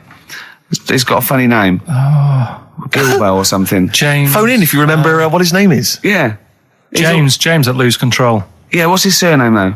Oh, for goodness sake, this is just going to be interesting to him and his friends. Oh, yeah. Oh, yeah. You remember? We better play another record. Yes. I'll tell you what. If Johnny you like, Mango. Mango, that's it, yeah. Now, if you like Elvis Costello's Alison, or maybe Freeze, My Brother Jake, One of my favourites. stay tuned. That's I Am Clute, a track called To You from the Teacher's soundtrack. That's also got, I noticed the Electric Soft Parade, The Hives, Star Sailor, Feeder, Turin Breaks, Mercury Rev on there. It's a good little collection. Lovely. Carl has just had confirmation. He's looking smug because someone phoned up and went, it is true. It's a Laogai chi worm and you wrap bacon around your head. That's all the bloke knew as well. Yeah. And his name was Gary. Yeah. So I'm not having it. No. And he said, see, that's why the Robin thing isn't so weird. He said, but when you said he tried it with cheese, he said, I was having none of it. He's got standards. Strokes, hard to explain. Like Carl, really. Yes. Yes. So, Carl, concentrate. You go on. So, we'll leave the worm with the bacon wrapped around the head, shall we? Well, if you're ever caught in the jungle, Yeah. Always carry some... bit of Danish. Good advice. Lovely. The Flaming Lips and Race for the Prize. Just playing that Rick for everyone who emails us saying we get a lot of emails every week, but obviously don't really respond to them because we're very lazy people, but we obviously appreciate it. And I play that particularly for Claire, who's emailed in saying her friend Sarah Prosser would like some Beatles. We're not going to play the Beatles this week, but Sarah apparently loves us more than words can express. More than Carl could express. Absolutely. I'm going to stop you there. Do you want an advert? Vines there, Steve. On XFM 104.9, I'm Ricky Gervais with me, Steve Merchant and Karl Pilkington. Carl's getting very excited, as we all are, about his new... Should we let him do a little taster for us? Well, I'm very excited about it. I mean, so the gist of it, what is it? What is it exactly? Right. Is it a game show or is it a competition? It's just, I just thought it's something that, you can play and also people at home can take part in it. now, would they phone in about this, or they can just play at home while they're listening? They can just play at home. Okay. You mean we haven't got any prizes? No, there isn't. No, I think we could get him to phone in, maybe. Well, I don't know. Let's hear the game idea first. Yeah. Right, so it's music related. Okay. Good. And what I do is I sort of tell a little story. Okay. And that story makes up a song title. All right. Well, it sounds ambitious. So... is it a cryptic clue? Could be. Say like this, right? Oh, dearie me. Oh, dearie me. Say like this. Right. This woman, right, she's pregnant. You know the answer to this one, so don't be saying anything. This is just aimed at Steve. Okay. Right. This woman has a baby. Yeah. She's pregnant, has a baby. And the doctor's there in the hospital going, oh, yeah, you've got a lovely little baby here. You told me that this is... Oh, this game. Got a lovely little baby. It's just coming out now. You'll be able to see it in a minute. And it's like covered in gunk and stuff. Yeah. And he's going, yeah, it's nearly here. It's coming out. I see its little head and that. And he gets hold of it and it's full of all this gunk, right? The baby's full of gunk? Yeah, like the... Covered in gunk or full of gunk? Covered in it. Right. And he goes, here you go. Get hold of your baby. And he drops it. Right. What song's that? There's so much irrelevance there, Steve. I can't tell you. It's not a cryptic clue. It's not a cryptic clue. Because only... I mean, the gist of it is relevant. That isn't the best one. That's just... Right. I mean, there is just... There's things there that you were dwelling on and thinking of pun. Don't.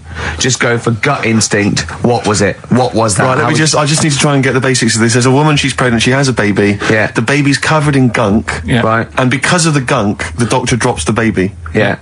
And that's all I need to know. Yeah, that is all you need to know. Yeah. The pregnancy's largely irrelevant.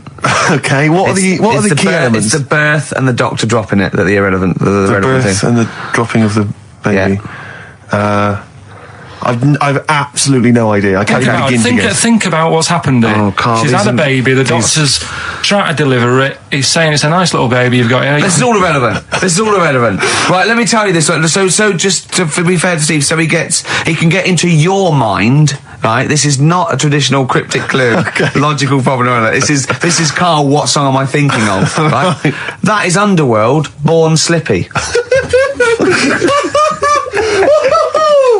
I have to say, actually, that makes textbook sense. Yeah. No, that does actually. No, I'm sorry. Do you like all the story about it's all right, you can see it in him, and it always is covered in gunk. Yeah. No, I agree. There is some extraneous detail, but I have to say, that Born was good because it was. That's the look of it. Was Born was good. Yeah. And Born Slippy.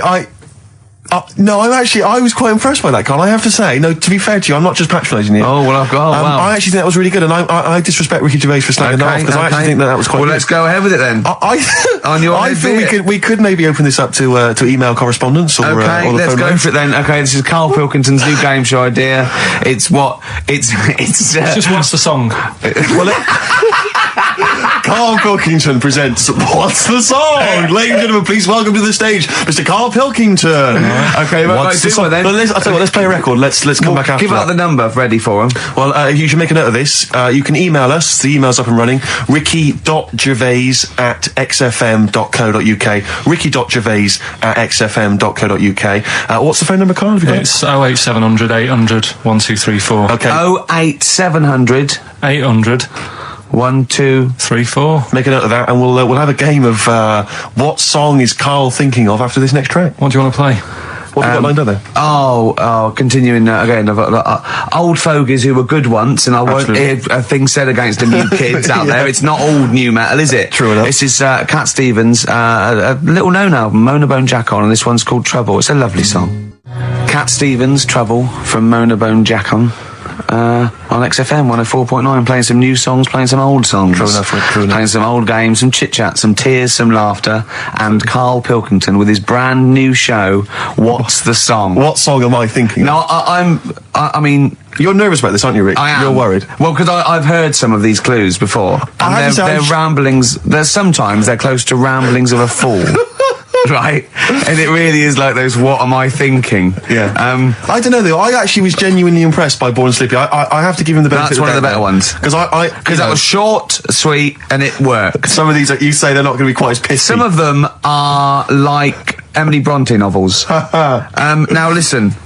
We're just going to go for it then. You do it, and we just get people to call up because I want to see the general public's confusion of trying to work out. Why don't you give us your next clue, and then we'll play a track, and then we'll hopefully have people on the line after the track to try and answer it, and you can recap briefly. So give us your clue now for what song am I thinking of? Right, this one. It's about a woman.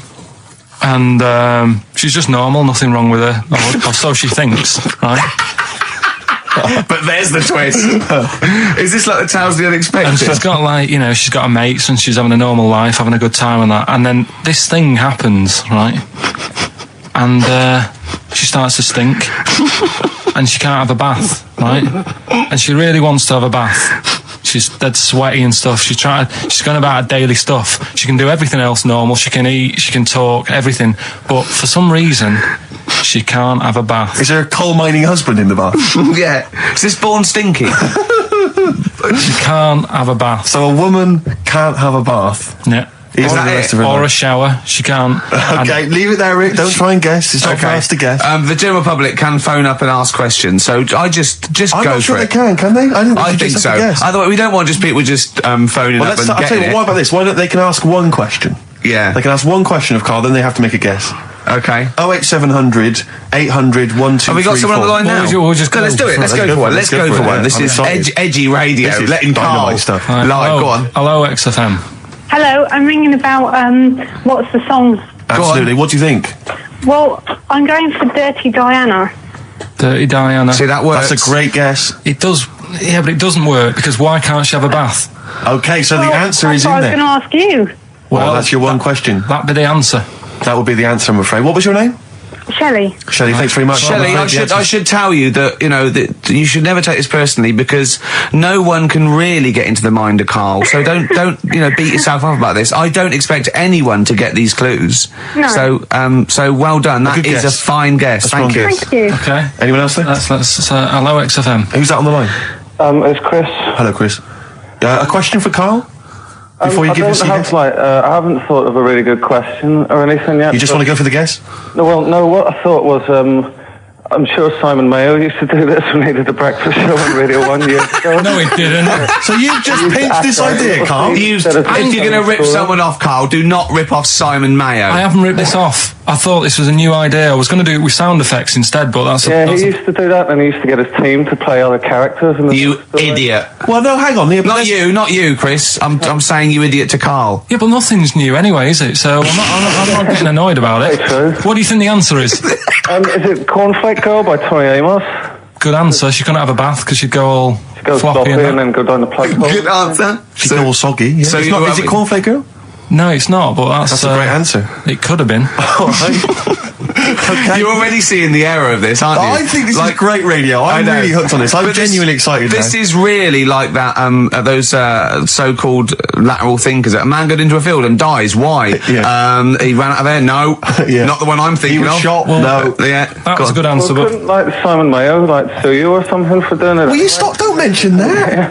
yeah. Listen, I think if you're going to steal ideas from someone, it should be a brain box like Mayo. I mean, he's the man who's The only example of one I can ever remember hearing in his show, because I was quite young then, was some people were pretending to tap someone's phone or something, and then they got caught, and the answer was just bugging by whistle, because they were genius. That was absolute genius. That's absolute genius. See, Chris, Karl, that's the sort of standard you've got to come up again. against. Yeah. Thanks very much, Chris. the phone lines are hot.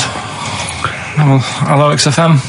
Hi, is it Candy Perfume Girl? Is it what? Candy Perfume Girl. Candy Perfume Girl? Yeah. Candy Perfume Girl. Is it? Well, who's that by? Madonna. No, it's That sounds like an obscure album track. No, it's just one of her songs. just think about it. She stinks and everything. She's a normal life. I didn't say she was a sweet or anything. But for some reason she can't have a bath or Is a this shower. a big song? Just to give him a clue. It's a bigger song than Candy Sweet Girl. Thank you very much indeed for your guess. It clearly is Thank right. you. Cheers. Sorry. Okay, one more, then we go to a record. Come on. Okay. Go on. Hello, XFM. Carl, Yeah. is it High and Dry by Radiohead? High and dry. High and dry. Now that's great. She smells, which is another word for high. She's dry because she doesn't have a shower. Karl, if it isn't that, yours will never be as good as that. He's the winner. Whatever you're thinking of, that clue is brilliant. What's your name, mate? It's Richie. Richard. I mean, you can't beat that. That's a bit too lateral. Don't be stupid. It's perfect. He's made yours into a clever clue. He's made high, she smells, dry, she never gets in the bath or shower. It's not that, is it, Karl? No, it's You not. don't even get that, do you? Not really. Have you ever heard of the word high being used to mean sort of smelly? No. No. Oh, what? That was where you went wrong there, mate. Richard, I'm declaring you the winner, even though that isn't the I answer. don't think Thank we you. should give up this early. Can we just let's play a song and, Let's play a song. Give it one more chance, because if people think about it, it is really easy. I'm not going to find out the answer now because I've got to go out. Okay, we'll do it very quickly. Stay in for 10 minutes. We're just going to play a new Coldplay track. Aren't Okay, we? let's hear Brilliant. Coldplay and then we'll Cheers. come back with this. Coldplay, One I Love. That's for Nick, Neil, Olivia in Tower Bridge. Absolutely, and also Nikki from Bromley who emailed in. She's enjoying the show and she wanted a bit of Coldplay. That's the B-side of the current single. This is In a My great Place. show, isn't it? We've got great music, we've Great got music. laughs, tears, we've got requests, we've got Simon Mayo games. It's just like Radio 1 for less people. Exactly. Radio 1 for less people. This is great, isn't it? So go on then. So listen, Guy, you were so excited about this game, weren't you, earlier? You came in with a But I knew hop, it skip would and a leap in fall your flat. step. Although I must say, the phones are going mental. We're going to have to take This some is more it. No, calls. people love I mean, Carl. High and Dry is great. I mean, it works. That's it. Can we have a very quick Just recap in case someone's just very joined in. quick Can you recap. make it so High and Dry doesn't work now? Give us a bit of information that makes it different to High and Dry, or can't So you for those that even have do just that? tuned in, Carl describes in a roundabout way a story which somehow is representative of a song. Is that song right? title. A song title. Yeah. Okay. So this woman, she's all right. You know, she has a normal life, Pretty much. kind of. Yeah. There's probably a few things actually that she can't do thinking about it. But the main problem would be having a wash or having a bath or having a shower. Yeah. Maybe going for a swim, thinking about it. Right. Let's go. I think water is the clue, isn't it? That's the clue. Alright, so Who's that on the line? Hi there, it's Mark. Hello, Mark. Hi, Mark. Right, What do you think? Smells Like Teen Spirit, Nirvana. No, it's not. That's a great guess. Smells like Teen Spirit again. He's also No. brilliant. Thank you, Mark. Well done. No, it's not that. Alright. Hello, XFM. Oh, that's a dodgy mobile. Oh, that's a bit of a clue. A dodgy Hello, mobile. XFM. Oh, they've just given up. They've all been going for Smells Like Teen Spirit. They just hung up. Hello, XFM. Hi, is it She's Electric? Excellent. She's electric. It makes sense. That's fantastic. Oasis, Carl. she's electric. Why does she smell? Because she doesn't have a bath and that. Because she can't have a bath or a shower. What's your name? Neil. Neil So got does it. that... So... Oh. Neil got it. So, did you get it straight away? No, only during the song. A process of elimination from all the other wrong answers. Yeah, basically. So, She's electric. Rick, I have to say, you're holding your head in your hands, and it looks like you want to shoot off. But I have to say, I thought that was quite good. I genuinely thought that was quite good. But it's not a cryptic clue, is it? Because it's not... She smells. There's a few things you can't do. She's electric. yeah, but do you understand what I'm getting at? She's electric. I always understand what you're getting at, Carl. That's never been a problem in the years I've known you. Neil got it. Yeah. I have to say, Rick, I think you're down on this idea. I could definitely see that. ITV1 replacing Celebrity Get Me Out of Here. Karl Pilkington hosting. Simon Mayo on the phone Exactly. to the lawyers. Well, Neil, there's no prizes or anything, but well done. Well done, that was well worth it. Right. Well, you go away with the award in the knowledge that you've beaten Karl. Yeah. You can secure the knowledge that you thought how Carl does. Absolutely. Well done, Neil. I have to say, I think you're being harsh on him. I think that's a great game. All right, let's do it again next week. I then. thought that was a great game. Brilliant. Well Play a done, Carl. record. Play a record. What do you want to play? Oh, I tell you, we've been playing some oldies, Rick, and I've enjoyed them all. But I think I've been in love with this song for many, many years. And when I saw it, reminded of it in Con Air, the film Con Air. Remember, they stick it on in Con Air, and it's just dynamite. Lynyrd Skynyrd.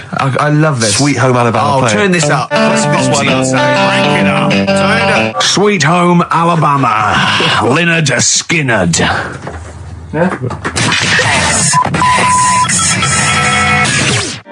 Strange and Beautiful, Aqualung, or as Carl says, Aqualung, on XFM 104.9. Well, it seems that Carl's clue, did go down quite well. Some other people got it. The game show as a whole has been well received. Well, I have to say the email. We've had loads of emails, Rick.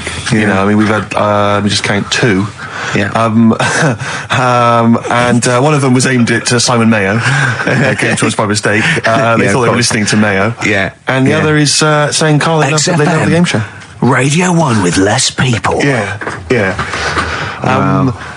So despite the fact it was a stolen idea, I think we can do it again next week. Just Next week, let's rustle up some prizes as well. You're just like your little magpie, aren't you? Thieving shiny ideas from Mayo's nest. Absolutely. Electronic, getting away with it. Nice to hear that again, Rick. Yeah, lovely. Level that. Someone's just... You've had a bit of result, haven't you? Well, no, there's a guy who's phoned up who said he might be able to sort me out with the Springsteen tickets, so deeply excited about that. But, people don't get for complacent. He might not be able to... Steve demands a lot of hard work. Well, he might not be able to sort it out. He's going to make some calls, but if he can't, then, keep calling or emailing Ricky.Gervais. You'll be taking me, won't you? Because after that rant about me not taking you. Well, you're welcome to go. I mean, if you told me that before, I probably could have blagged some using your name. If you let me do that, I could have phoned up the promoter. I'm calling on behalf of Ricky Gervais, the winner. Dear. He'd have probably sorted me right out. But yeah, no, I mean, we joking aside, it is quite serious. And as I said, I don't want to pay through the nose for him. I'm willing to go up to sort of £47. You're not going to believe this, Steve. Go on. He told me this morning. No. Do you know I tell you about those lads at school with big heads? Sure, yeah, the big head lads, yeah. Right. And the web feet. Yeah, webbed hands. Web dance, was it? They weren't there, were they? They weren't there, but like Ricky was always saying, they don't exist, they only went to your school, la la la. It was in Habitat, there was only one sat on a sofa. Not one of the lads, but one of the... A big-headed lad. What? Is that like, when you say a big-headed lad, is he like Frank Sidebottom, big head? I mean, is it like... I don't know what it... This is why you know, it'd be nice you to... think it's maybe a medical... Well, it'd be nice to, if there's a doctor listening, Sure. right? Yeah. A doctor listening to XFM thinking, I must phone up and fuel Carl's obsession with the deformed. Yeah. No, but it's not really deformed. But It how was just big is the head?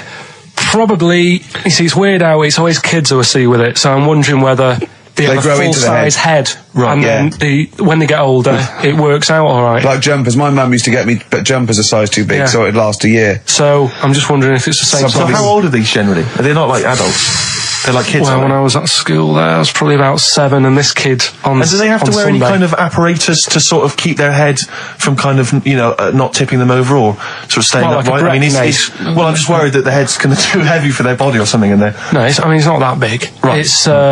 It's just not right. You kind of go, you sort of do a bit of a double take. Yeah. Like the fringe isn't sort of, you know, just above their eyes. It's quite high up. Sure. That sickens you, obviously. And is it something that repulses you slightly? Do you get No, that'd be cruel. No, sure. But you know, but it's not cool to discuss it on the radio. Well, it happens, doesn't it? Sure. You know what I mean? Yeah. So, and I'd just like to know what it is. If it's like a water on the head type thing. Water on the head type thing. Like water on the knee. Yeah. But on the head. On the head. But, if anyone knows what it is. Yeah. People with big heads. Yeah, it'd be... and it's... Yeah, okay. It'd be good. Good information. So, what time are we doing? You sure it was perspective? You sure he wasn't sort of leaning forward and he was really tall? So the top of his, the head looked quite big, but then it went to a little body, but really his body was a lot further away. No, big head. Yeah. Just a big head. Rest of his body, fine. Face, okay, everything's normal. You weren't looking at him in a kettle. If you wore a hat, it'd be alright, but... What do you mean if he wore a hat, he'd be alright? You'd probably just think, it's a big hat. Yeah, but what sort of hat? So you'd wear like a 10-gallon hat? Yeah, that would go down onto his shoulders with 2 eyes cut in it. Yeah, like something from the Ant Hill mob. Yeah, Michael Bentine's potty time. Yeah. How would a hat help him? Yeah. Are you sure this wasn't a Diddy man?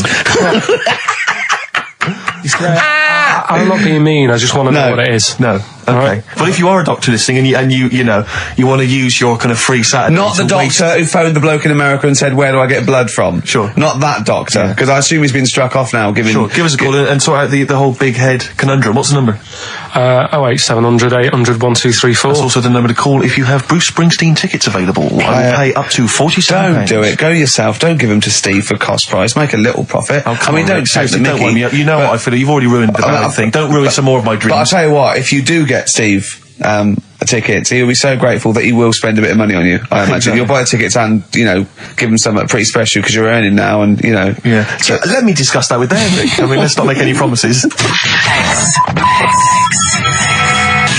So? Yeah, you're in the middle of a phone call there, aren't you? Is that poor bloke still on the line? Probably not, no, he's gone. Oh, is he? Yeah, you're in the middle of something. White stripes there. Yeah, dead leaves and the dirty ground. Steve, what are you doing? Sorry, mate, I'm just sort of preoccupied with other stuff. I've got the whole Springsteen thing I'm worried about. I've got that playing on my mind. I've never seen Steve so worried. Like, usually he sits there with his head... Rick, I've made promises to people that I can't keep. I've promised about 3 different people I'm getting them tickets. So, well, it serves just you right. some calls, Rick, that's all. I can't believe it. I cannot believe it. Are we doing the game in this hour or what? Oh, we could do. Should we do that? Your game? Well, what was that thing you told me the other day as well? I'm talking about it. People have been phoning up about this. I don't think we should talk about conditions of the mind and brain. Well, that woman's put you right. Yeah, shown us it's hydrocephalus. It could be, and all it is that it's totally curable and it's normal life. What they do is it's a baby born with sort of water on the brain, and it comes out. Must hurt a bit in childbirth, and then they just drain it off. It's just full of water. M&M, bit late there, weren't you, Carl? Put your little headphones on. Cleaning out my closet. What are you doing? I've got to stuff her face with toilet paper. Oh. Do the competition. Yeah. Do you know, when we were writing the TV show, I was filming it just for our own amusement, just to sort of, I suppose more as a document, really, so that if there was ever, a court of law that needed evidence of Ricky Gervais's, I don't know what it is, really, sickness, annoyance. He did this for about 2 hours. You see what he's doing now? He's stuffing his face with toilet roll. Yeah. And pushing the lips out so I can just show the teeth. Yeah. You know, that actually makes me want to be sick. I know. Actually, gag a little bit. Yeah. It's horrible. Good. Well, while Ricky does that, Carl, it's time for your quiz. See, this is what you do for this is on telly. Right, an You have to be example. quiet, or you've got to take that toilet paper out of your mouth. I'm really serious because it's really annoying. Okay. You going to be quiet? Yeah. Right, an example of the game, just in case people didn't hear the launch of it last week. It's a song title. I tell a little story, and that song and that little story is a song, innit? Yeah. Right. So, say for example, What did we do last week? what did we do last week? The woman who. Oh yeah, a woman who really wants to like have a bath because she stinks. Yeah. But she can't because if she had a bath or a shower or a wash or whatever, she'd end up killing herself. Yes. No, you didn't say that. You didn't say she's not killing herself. Well, anyway, as an example, that would be one of the stories. Yeah, and she's the answer, electric. The answer there is she's electric. come on 'cause then. she couldn't have a shower because she would have ended up killing herself. Yeah. Yeah. Right. So this week's and don't say it if you know it because the idea is that people can. Right. There's this bloke, and he buys a new house, right? And he's well happy with it. His girlfriend moves in with him and stuff, and she says, "Right, you know, let's clean it up a bit." Yeah. And you know, straight away it'll be worth more money. Good idea. So he says, "Right, you do the kitchen, and I'll do upstairs and that." She's stripping the kitchen down, and he goes upstairs, and he's in the bedroom and notices little hole to the attic. Oh, right, brilliant. Right. So he goes, "Oh, I wonder how much room's up there. You know, I've never weighed it up." So he goes up there, and it's all like dusty and a mess. And he goes, "This could make a good bedroom, this." So he starts cleaning it all out, puts all the rubbish, like bins the rubbish straight away, and there's little boxes with bits in that don't belong to him. So I wonder what's in here, right? So he opens one of the boxes. It's like a little lamp. Oh, right. He goes, "This might be worth a few quid," right? And he rubs it. Magic lamp. And all the room goes all sparkly and stuff. And he goes, "Oh, what's going on?" And then this fella appears, right, in a nice sort of pair of 501s. Right. And he says, "What do you want?" I know already. So all the first bit is irrelevant. Yeah, but it's about building the story, isn't it? So don't say anything. You think you know it. Steve, do you know it? I don't. So I just quickly recap the end there. I almost missed the end. So there you go. He's in the attic, right? His missus is still downstairs. She's not up there. Okay. Right. He's on his own, and he cleans this lamp, right? And this fella appears out of all this smoke, and he's wearing a nice pair of 501s, and he's wearing a shirt, and there you go. What's the song? What song are you thinking of? The lines are going mental. Because it's so easy.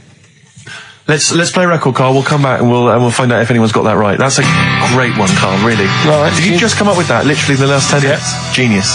This is genius. Definitely. I mean, if those calls aren't from major TV companies, I don't know. Dynamite stuff. A lot of them are. What's his name's lawyer? Simon Mayer. Simon Mayer. That's my favourite thing I've done for years. Yeah, not bad, not bad. That's great. Back to form there. So, okay, line. The lines are going mental just because it's easy. Go on then. So I first one to get it. The first one to get it. But well, it's not that though, Rick. I mean, Carl has just decided to revise the actual rules of the competition. Yeah. So that we've decided is very easy. So that's now a qualifier. And so then they have to answer one live. Exactly. So whoever gets that one right can play is it for a quick big money one as well? Because some people will lose the will to live. Yeah. Just cut to the chase. And because they've got to qualify now, we're throwing an Office DVD that aren't you'll ready sign yet. that, won't you? Yeah. Yeah. No. That increases value by 42 pence. Right, go on. We'll just go live, yeah? Hello, XFM. Yeah, hi, how's it going? Not too bad. Not too bad. Listen, A very, very quick recap, Carl, if you will, please, for the people listening. Very quick. Right. A man ends up in a loft. Man's, after moving into this house and that, he's in the loft and he's tidying up. His missus is downstairs doing the kitchen because that needed doing.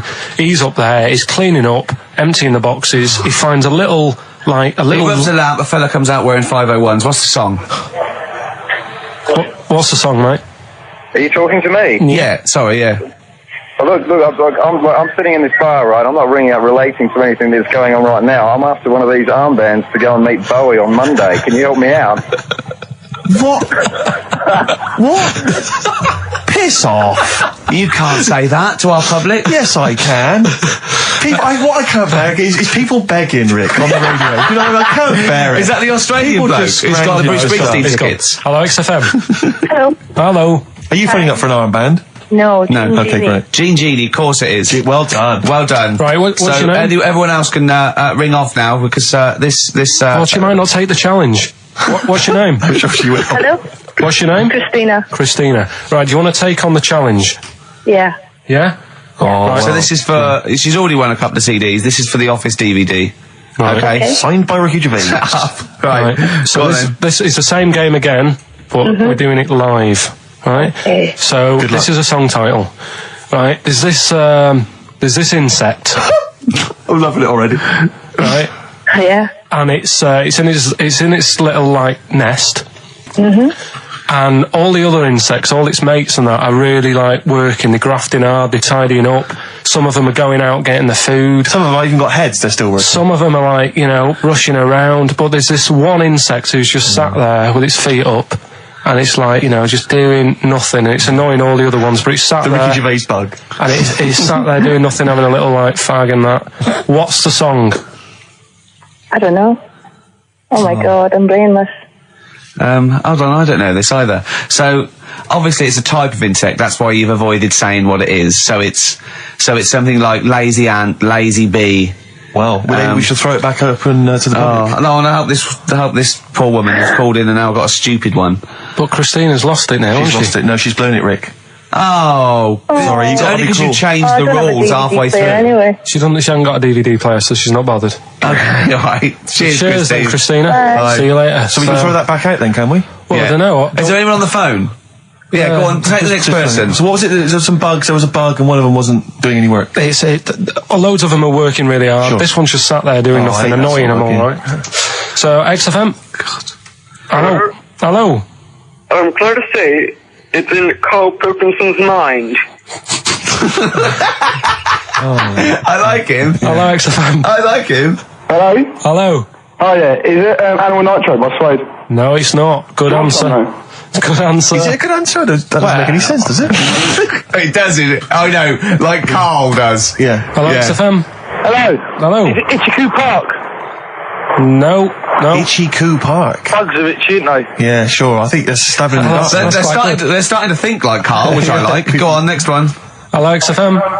Is it Scratch Pervert? No, it's not. Scratch pervert. She's come out of nowhere there. It's good. It's something to do with lazy bug or lazy ant or Hello, lazy XFM. bee. Hello? Hello. Hi, is it Beetlebum? Excellent. Beetle Bum, of course. Beetle Bum by Blur. Sat around doing nothing. It's right, bum.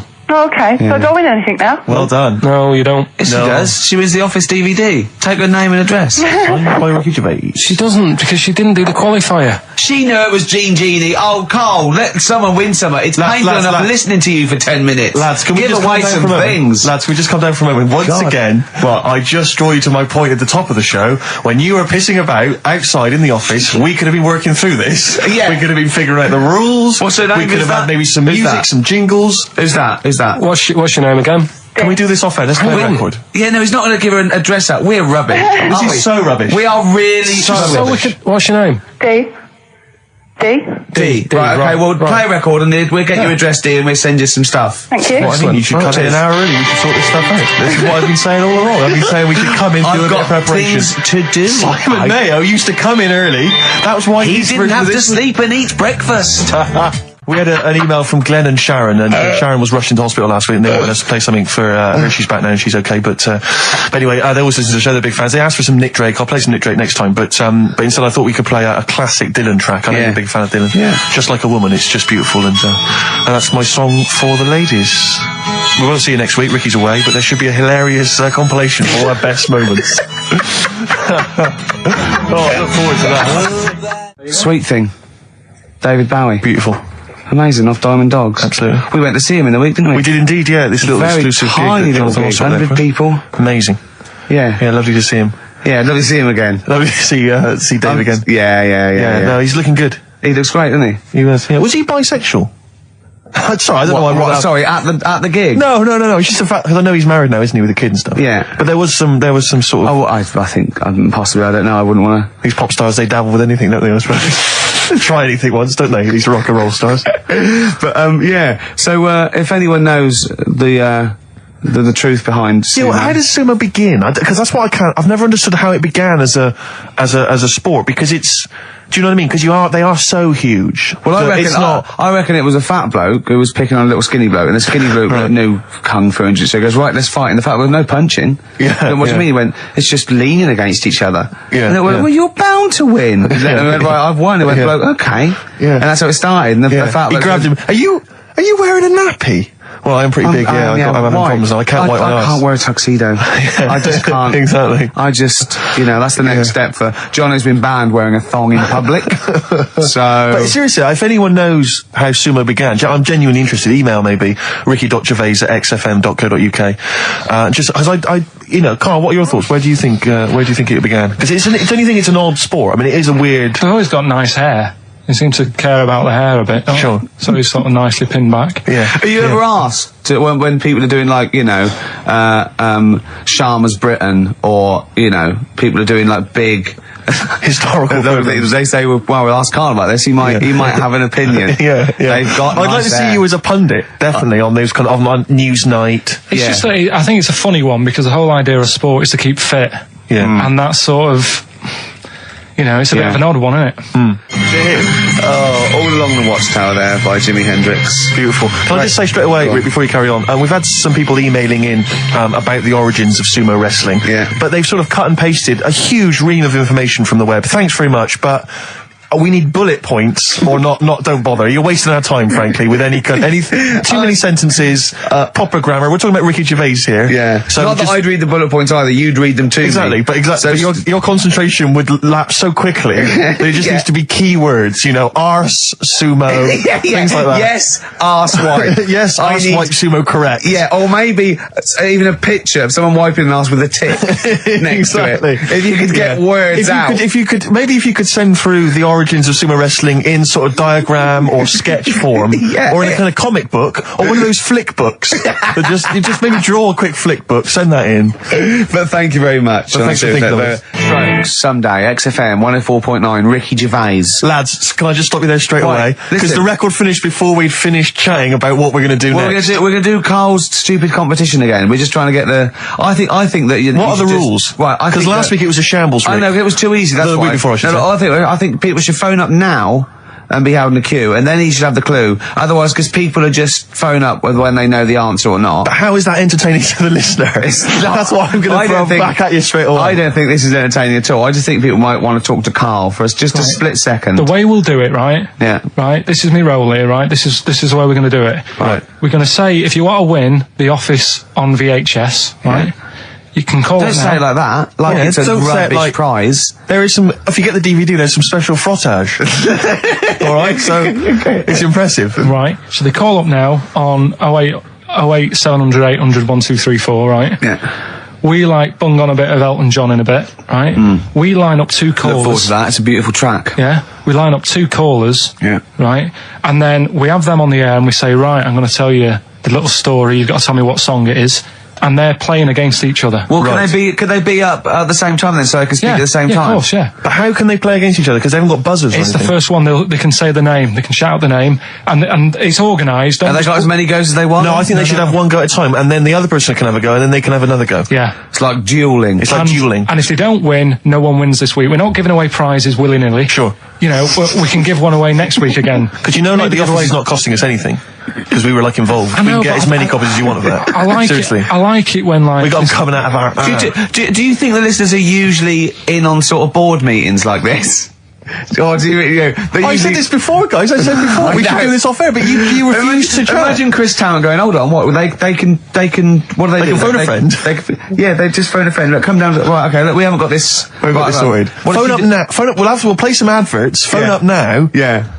Right, so that's the plan then. Okay, we're going to have a beautiful track here. Continuing our... Wait, whoa, hold on, wait. Steve. Go on. Right, I've said your name 5 times now. I don't need to mention you at all next week. Right? We're going to play Elton John, continuing our sort of thing of don't diss them just because they're old and bald now. Yeah. They used to be good. This is a beautiful track. I dissed him, didn't I? Yeah. Called Tiny Dancer. We're gonna enjoy that. Yeah. Enjoy that. Enjoy listener. that. And then, if not the now, show. Steve, what were you going to say? Thanks for asking. I was just going to say, what should the audience be doing now? If they're listening at home, they want to play the game, what should they be doing, Carl? Should they be phoning Say you the now? phone number They again. should be ringing 08700 800 1234. 08700 800 1234. And 2 lucky contestants get to play your game. Yeah, what's the song? What's the song that Carl's thinking? Could I give you a clue when you call up? You've got more chance of playing if you don't sound like a mentalist. Exactly. Most of the people that phone sound a bit like Carl. We're not interested. We don't want those No. sort of people. Yeah. We want people who can, you know, who are maybe eloquent. Why you watch me in my pants? Elton John, Tiny Dancer. What Beautiful. a great track. Oh, it's that is. magnificent. Well, we've got... despite Carl's actions, you should have seen Carl. It was like squiddly diddly. His arms and legs there. He'd have been better with feet, I'll tell you. He didn't know what he was doing. We were getting angry. At one point, he went, we get a man and a woman. And he, bloke phones up. He goes, are you a bloke? Bloke goes, yeah. He goes, hold on. And then another bloke goes, you're a bloke. We wanted a woman. And the bloke said, he goes, put the woman on. She came on, he went, are you the woman? It's the way he speaks he's to people. magnificent. So who have we got on the line? Here's the woman. It's the woman. Hello.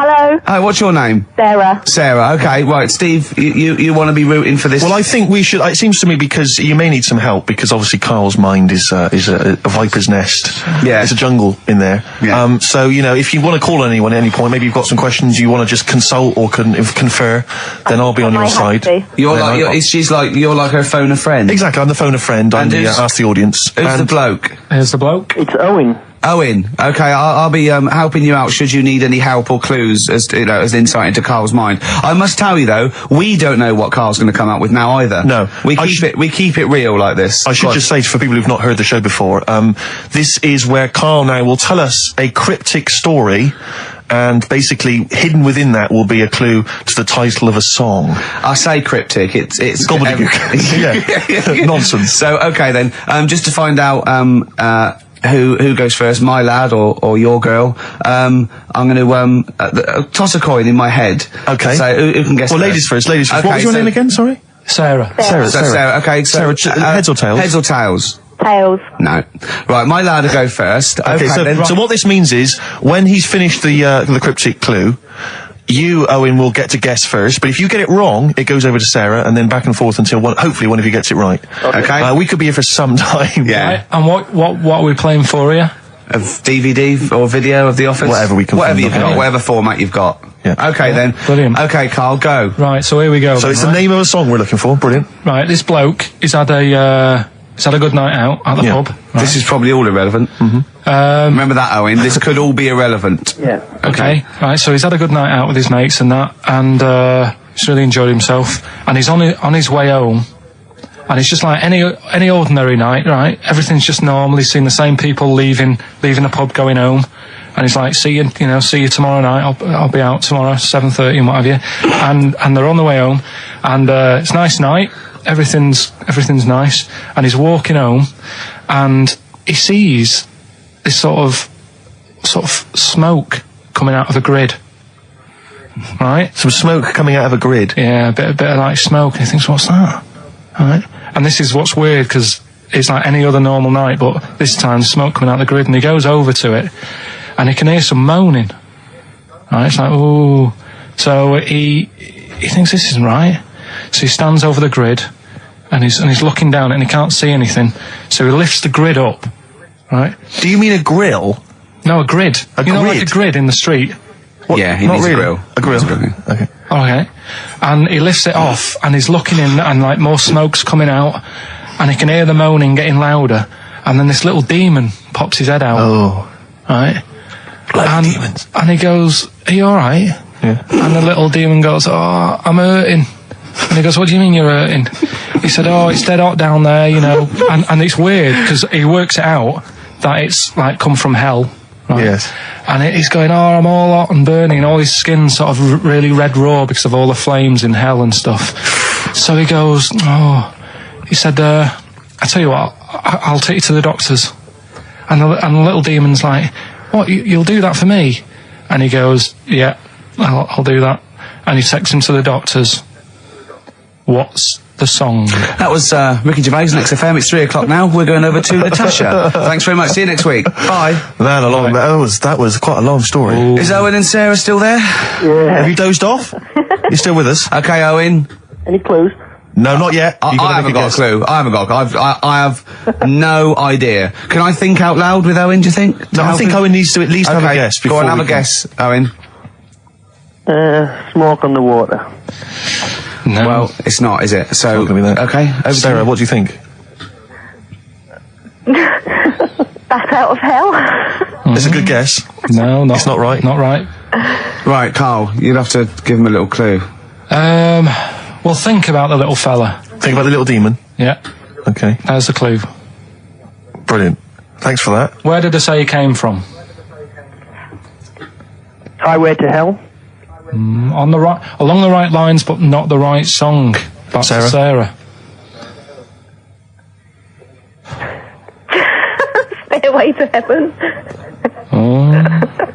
Carl, if this is rubbish, I'm never working with you again. If this doesn't work... What do you mean, if this is Right. rubbish?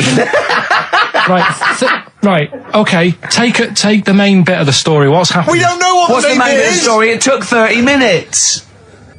The grid. There's the grid. We got the grid, the yeah. smoke. What's he done? How did the story end? He went to the doctor. He went to the doctor. That's He went to the clue. doctor. Who did he set to the doctor? He went to The little demon fella. Why did he do that? Sarah, come on. That's a big clue. Right, why did... Sarah, come on, let's think about this. Why would he take a little burnt demon to... Was he burnt?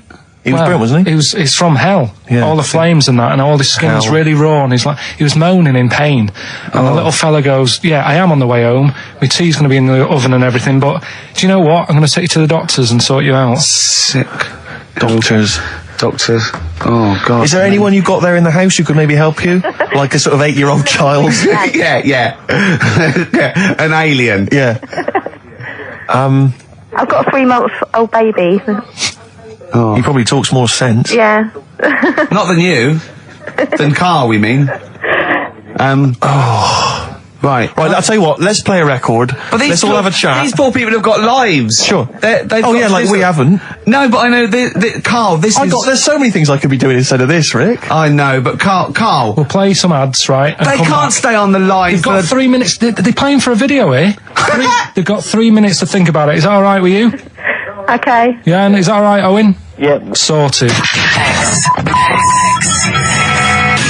Right. Please try and guess this, because Carl's threatening to roll it over to next week. Oh. I know. I don't want to live a week trying to think of a little burnt devil in a grid, as he calls it. Burnt devil in a grid.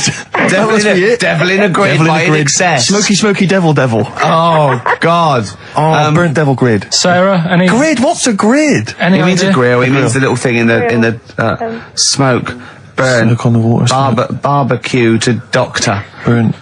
Doctor. Owen, any ideas? Devil Without a Cause by Kid Rock. No.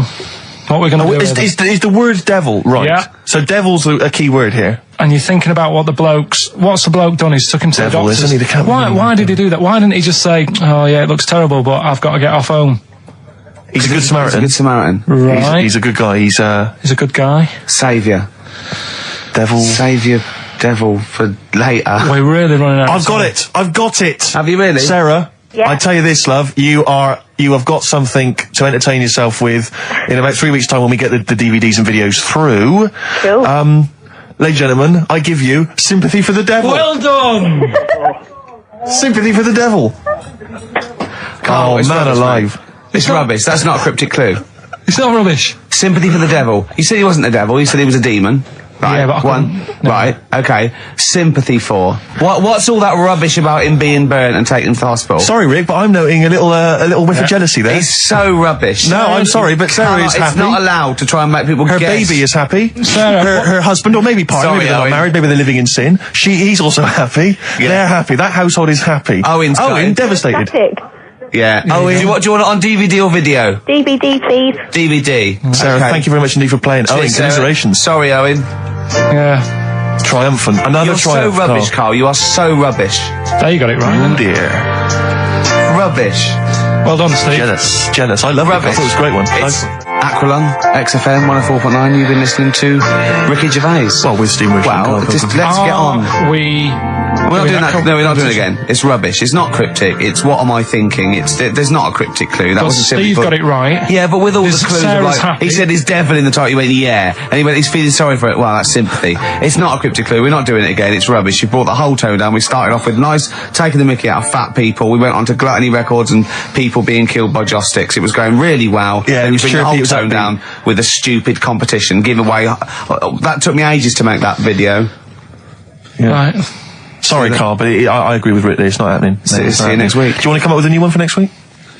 Could do. Come up with different competitions? Listen to Simon Mayo in the week and see if you got any ideas. Yeah. That was the record before us, and here we are, pre-recorded, because we did this a few weeks ago, because we're not here at the moment, are we? We're away in that. I'm Ricky Gervais, with me Stephen Merchant. Hello there. And Karl Pilkington. He's not actually with us. He's on he'll be in some of the best of clips that will be coming up shortly. Yeah, this is just us, isn't it? This is just us. We did this, when did we do this, Rick? A couple of weeks back. Hold on, what is it? It's the 27th today. Yeah. I enjoyed Christmas. I loved Christmas. I loved Christmas. I had a great time. What did you get? Loads of presents. So did I. I'm glad they made it to number one. I'm really glad. Stroke, he, she. Yeah, I'm really glad that the pop idols, Cliff Richard, Westlife, made it to number one. Bo Selector. Yeah, just delete that. Yeah. Okay, well, we're going to play some of the best of, some of the greatest moments of the last 3 weeks. Yeah. Ever heard on XFM 104.9. What about this? Do you remember this one? Oh, which one is it? All right, so here's the first bit. What sort? No. The Pope. Yeah. What semi-precious... Sorry, Mrs. Robinson, we're going to have to let you go. Yeah. Go on. You are the weakest link, Carl. Goodbye. Yeah, go on. The Pope. Yeah, the Pope. Yeah, we've got the Pope. Yeah, that's not strictly a question. He wears a... He wears a Desmond's hat. He wears gore blimey trousers. Yeah. Does he live in a council flat? Yeah, he lives in a council flat. He wears a semi-precious stone. What's the stone?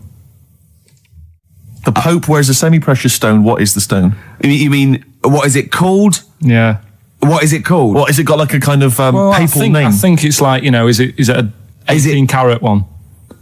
So we got to try and get the carrot yeah, of the Pope's big diamond. He calls it Dennis. He calls it Dennis the Stone. Do they want the type of gem it is, like, or is there some kind of papal name for it? Or do they want it like the Rosetta Stone, or I don't know.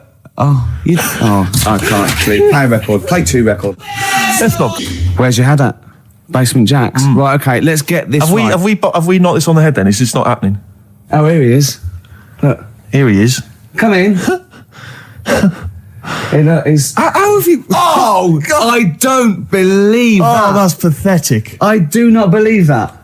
That's absolutely pathetic. Now, they won't believe this, will they? No. Right, if I say that Jonathan Ross just got his massive member out, and he is a big lad, come and sit down. I've got your tickets, Mr. Gervais. Thank you. What's going on here then? I mean, why are you dropping off tickets? Well, because, in the spirit of the Comedy Awards, we like to have the rising young stars of the British Comedy Awards. That's right, yeah, and that's me. Well, we couldn't find any this year, so we've asked Ricky whether he would sit in the rising young star seat, and I wanted to deliver the tickets personally, so there's no excuses if he doesn't turn up later. Yeah. I always suspected that you were sort of pretty well endowed. Yeah. And now we've seen, it's on webcam. That was just one of my cocks. That's the one you're wearing today. That, didn't we? Don't say that. No, This is meant to be the happening young station. What's going on? No, you can't say stuff like that. You can't.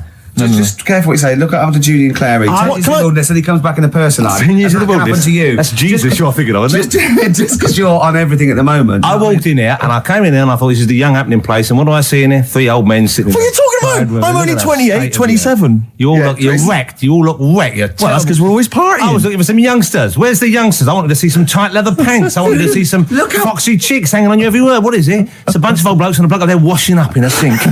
But look at him. He even dresses for radio. This is ludicrous. It's amazing. I love the fact you were on the phone to Gervais last night, weren't you? Asking his advice on clothes. Look at him. He's going for the man down the DSS. I like that look. That's a nice look. Have you got a single pair of trousers that aren't elasticated at the waist? They're maternity jeans. I know they've got a whole Frank panel that puts this The forward. thing is, what I do at the end of the week, I can pop these in the pan and I can make a nice soup with all the food that's encrusted in As them. his years as a homeless coming to the fore there. Look at you, But one why- step away from Lawrence Llewellyn Bowen. I'd like to be that bit closer. But why are you dropping off tickets? Are you a little bit? Because I thought you were married and stuff. Why do you suddenly got this obsession with Gervais? Because I'm a bit rough, ain't I? yeah, it's like when you see Dale Winton out with those rough boys. I'd like to get one of my own. When a top celebrity in a lovely looking suit walks down the corridor with his penis out, Yes. Yeah. I know that I'm still an attractive You know man. you've arrived. I was inaugurated in the same way. For me, it was Des O'Connor. It's like it's the passing on of the baton, if I may use that euphemism. and you've been battened. But it's fantastic. Well, it is a pleasure. I don't think I'm complacent just because I'm mixed with you. I still wake up and think, I don't believe it. I'm mates with Jono. Can I just point out one thing? Jono. I was listening to the show last week and I heard you, as always, revealing a little too much about yourself, if you don't mind me saying so. Yeah. Steve tried. Not as much as you. No, but that was just for the benefit of the room. Yeah. And talking about when you used to occasionally urinate in the sink. Yeah.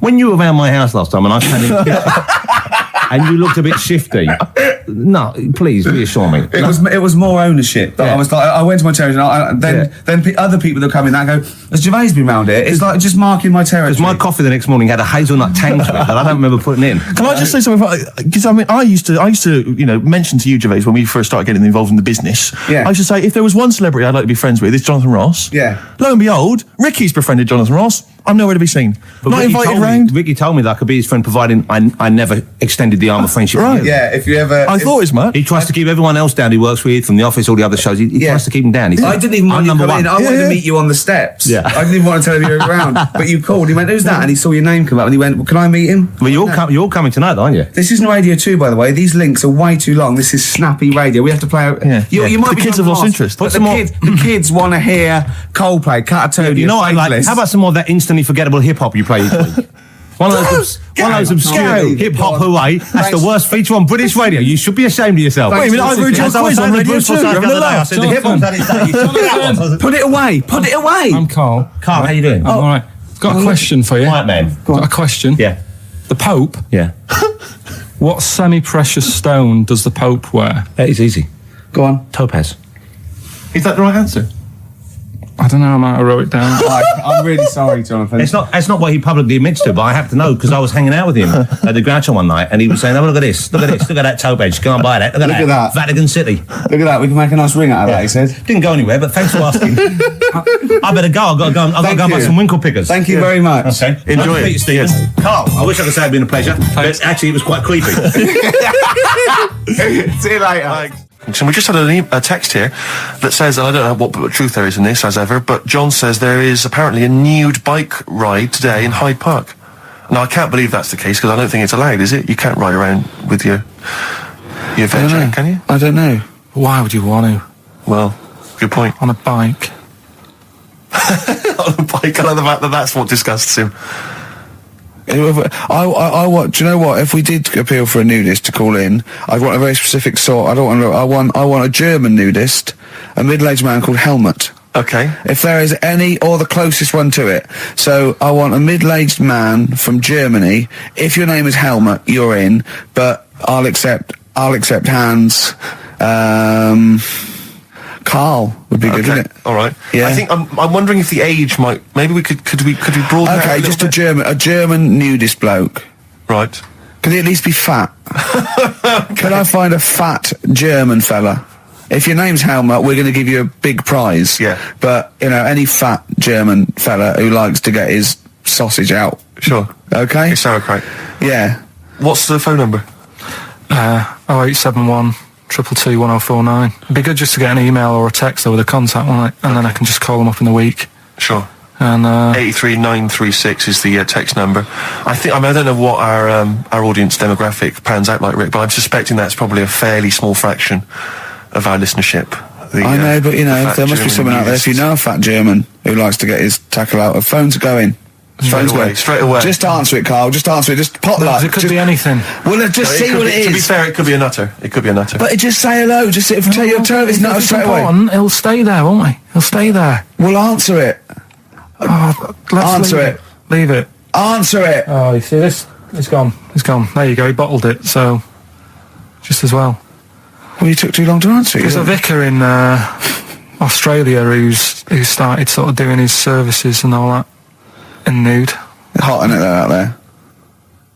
Yeah, where'd you get the churches aren't? Churches are pretty cold.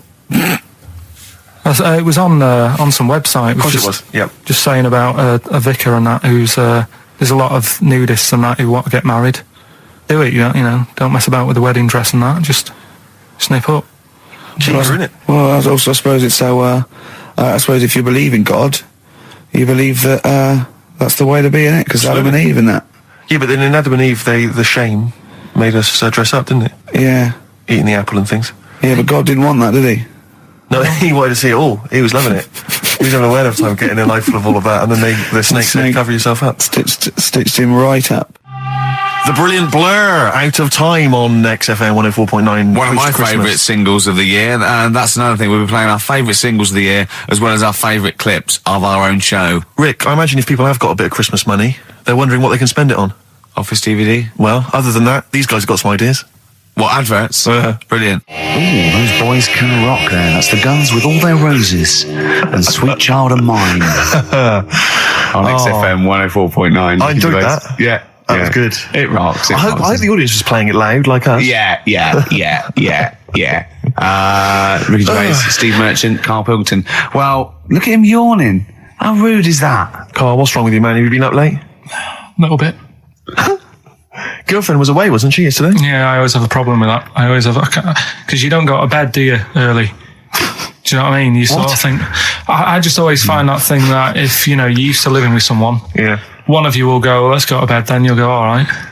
But when you're on your own, you go, you just forget to go to bed. I just stay up. Okay, stop eating now, Carl. You've ate all the food. That's just a plate. All right. Okay. Yeah. No, I stayed up and watched, there was a thing on about Dracula. Right. What, Dracula? And I found a flaw in it. Go on.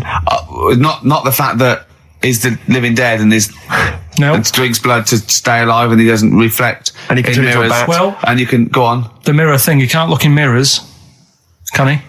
Well, he can look in mirrors, but he can't see himself in a mirror. Yeah. That still doesn't work. Go on. It doesn't work at all, Carl. It doesn't work at all. Go on. Well, centre parting's always really neat. His centre parting's always really How does he do it if he can't look in the mirror? Blood on the floor or something it was called. Rubbish. I love the flaw in the Dracula film is that his centre parting's too neat. How did he do it without a mirror? Oh. Was it a documentary about Dracula? No, there was the real Dracula. Yeah, the real Dracula. It's just a film. It had blood on the floor or something. It was called. Yeah. It's rubbish. We had a little lunch yesterday, didn't we? We did indeed. That was a nightmare. Yeah. I hate going out with you two. I was explaining to Carl, right? I like to excite Carl's imagination, right? And if it involves chimps or monkeys, all the better. Brains he likes, parts of the body, deformity. I know where to, what buttons to push. And I told him about this thing. I don't know if any of you out there know about this, but there's an experiment they did in the 50s, a clinical psychology experiment where there's your two hemispheres of the brain, okay? They're joined by a thing called the corpus callosum, right? Which is just a little flap of skin, like a little scarlet lead that joins your two hemispheres. And what they did, they cut that in half, and they thought it was a cure for schizophrenia, but what it turned out to be, or epilepsy, I think, I can't remember, was that your two sides of your brains didn't function together. You couldn't get information. I was telling Carl all this thing, and one of the things I told him was that they did it on a monkey, and it fought itself over a nut. Like its right arm was connected, by its left lobe of the brain, and it was fighting over itself. And Carl went, instead of thinking this is amazing experiment, he went, would it have been happy if you'd given it two nuts? Yeah, I know.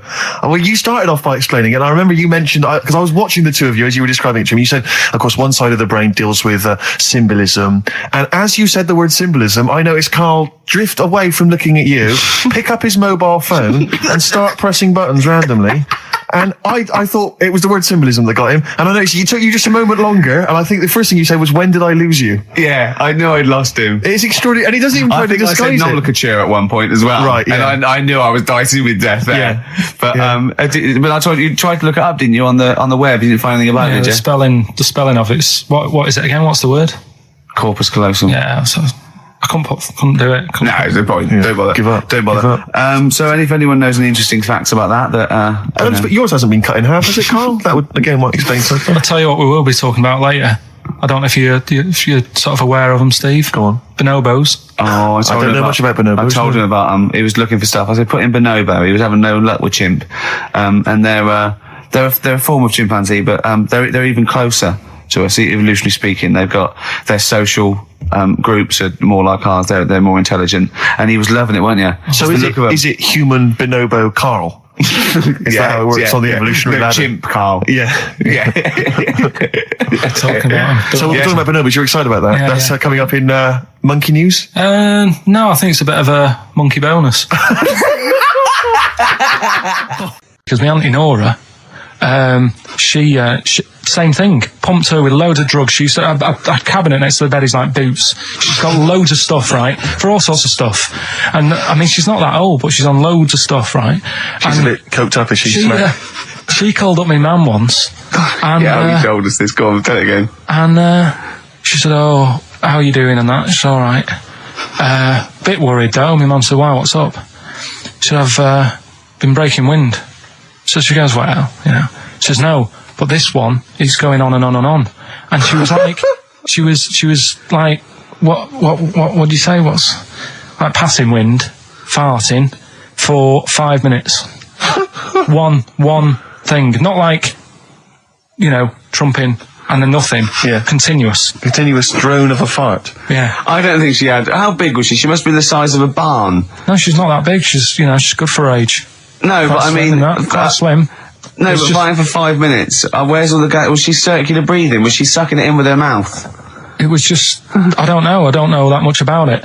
But she called up my mum about 2.5 minutes in. Could you hear it in the background? 2.5 minutes in! 2.5 minutes in, she called my mum up, and it went on for a further 2.5 minutes.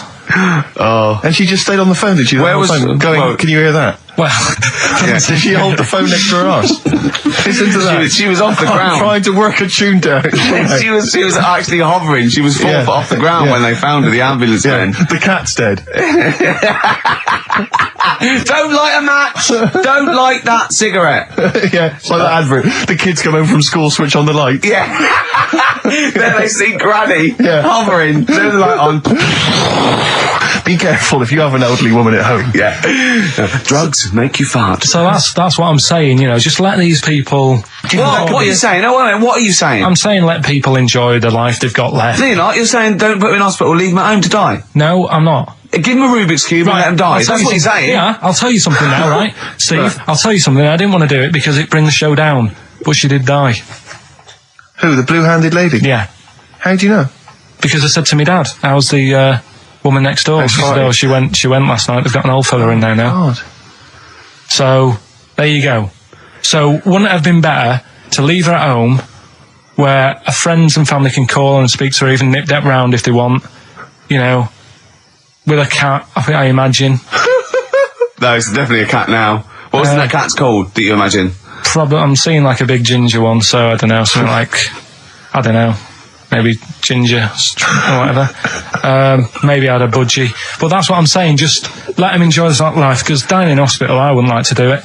If I went to the doctors and they said, you haven't got long life left, I'd say, well, I'll stay at home. Yeah. And that's the point I'm getting at. Yeah. Right? If you can't do anything for them, let them enjoy their life. Yeah, a Rubik's Cube. Right. Well, I remember, I think all kids go through a phase of shoplifting. Well. And when I was going through it, I used to just little things, just like magic markers and magazines, Mars bars, that sort of thing. Yeah. And one day, right, my mate, Anthony, his mum called up my mum and said, I've got to meet up with you. I've got to have a word with you. And she said, what about? She said, I don't want to talk about it over the phone. So she goes, oh, right. Well, yeah, come round tonight then. So anyway, my mum sees me. She doesn't want to be in an awkward position and, like, be a bit embarrassed and what have you. So she sees me and she goes, right, Anthony's mum's coming round. What have you been doing? Yeah. So I go, oh, God. I said, I've been nicking stuff. So she goes, like, what? So, not big stuff. I've had a few calculators and Mars bars and stuff. How many? I'll just work it out. Hold on. Works out at 7.2 per day. So, how many calculators do you need? So it was when that phase. You failed maths. Everyone wanted a calculator. It was like a trendy thing, wasn't it? Right. Oh yeah. In Manchester a couple of years ago. Yeah. So anyway, so I told her all this, and I confessed to computers will make it there one day. I confessed to There's magic in the back of battery. Go on. Confessed to nicking all this stuff. She comes round. She only wanted to borrow some money. Brilliant. She said, "Oh, I don't like asking. I was a bit embarrassed to ask you over the phone, but can I borrow 20 quid?" Oh, that's fantastic. And there's me. That's great. And it's similar sort of thing to yours. And did you? And he went, hold on, I'm going to work out the interest on that. I bank 10%. She'll owe you £4.40. Oh, dear. So your mum was a loan shark.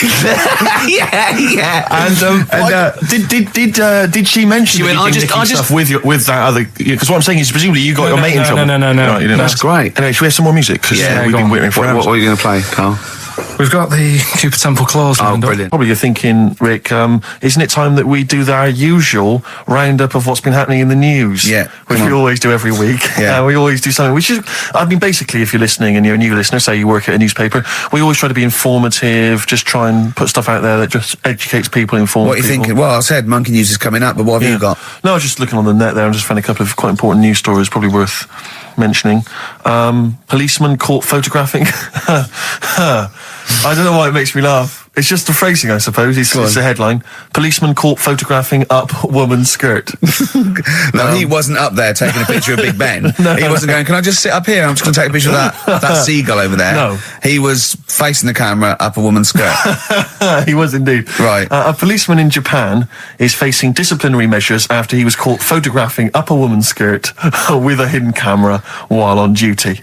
The 42-year-old sergeant, who's not been named, used a digital camera to secretly snap the shots when the woman was reporting a stolen bicycle. So he was actually doing his proper job. He'd obviously thought to himself, I'll bring him a digital camera today. On the off chance a beautiful woman comes in to report a crime or robbery, I'll have it ready, I'll have it positioned, in such a way. But this is interesting. This is how he got caught. Okay?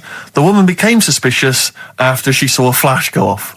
brilliant. I mean, this not so secret at all. Sorry, did I just see your shoe? Your shoe just seemed to just spring into life. There was light. There was light. Yeah, I think I've had someone set fire to some magnesium that was on the end of it. It won't happen again. But it's only you and I in here, and your shoe was just suddenly lit. Why are you standing like that? Why is your shoe just sort of like between my feet? There's no reason. This is how I always stand. What did the bike look like? Flash?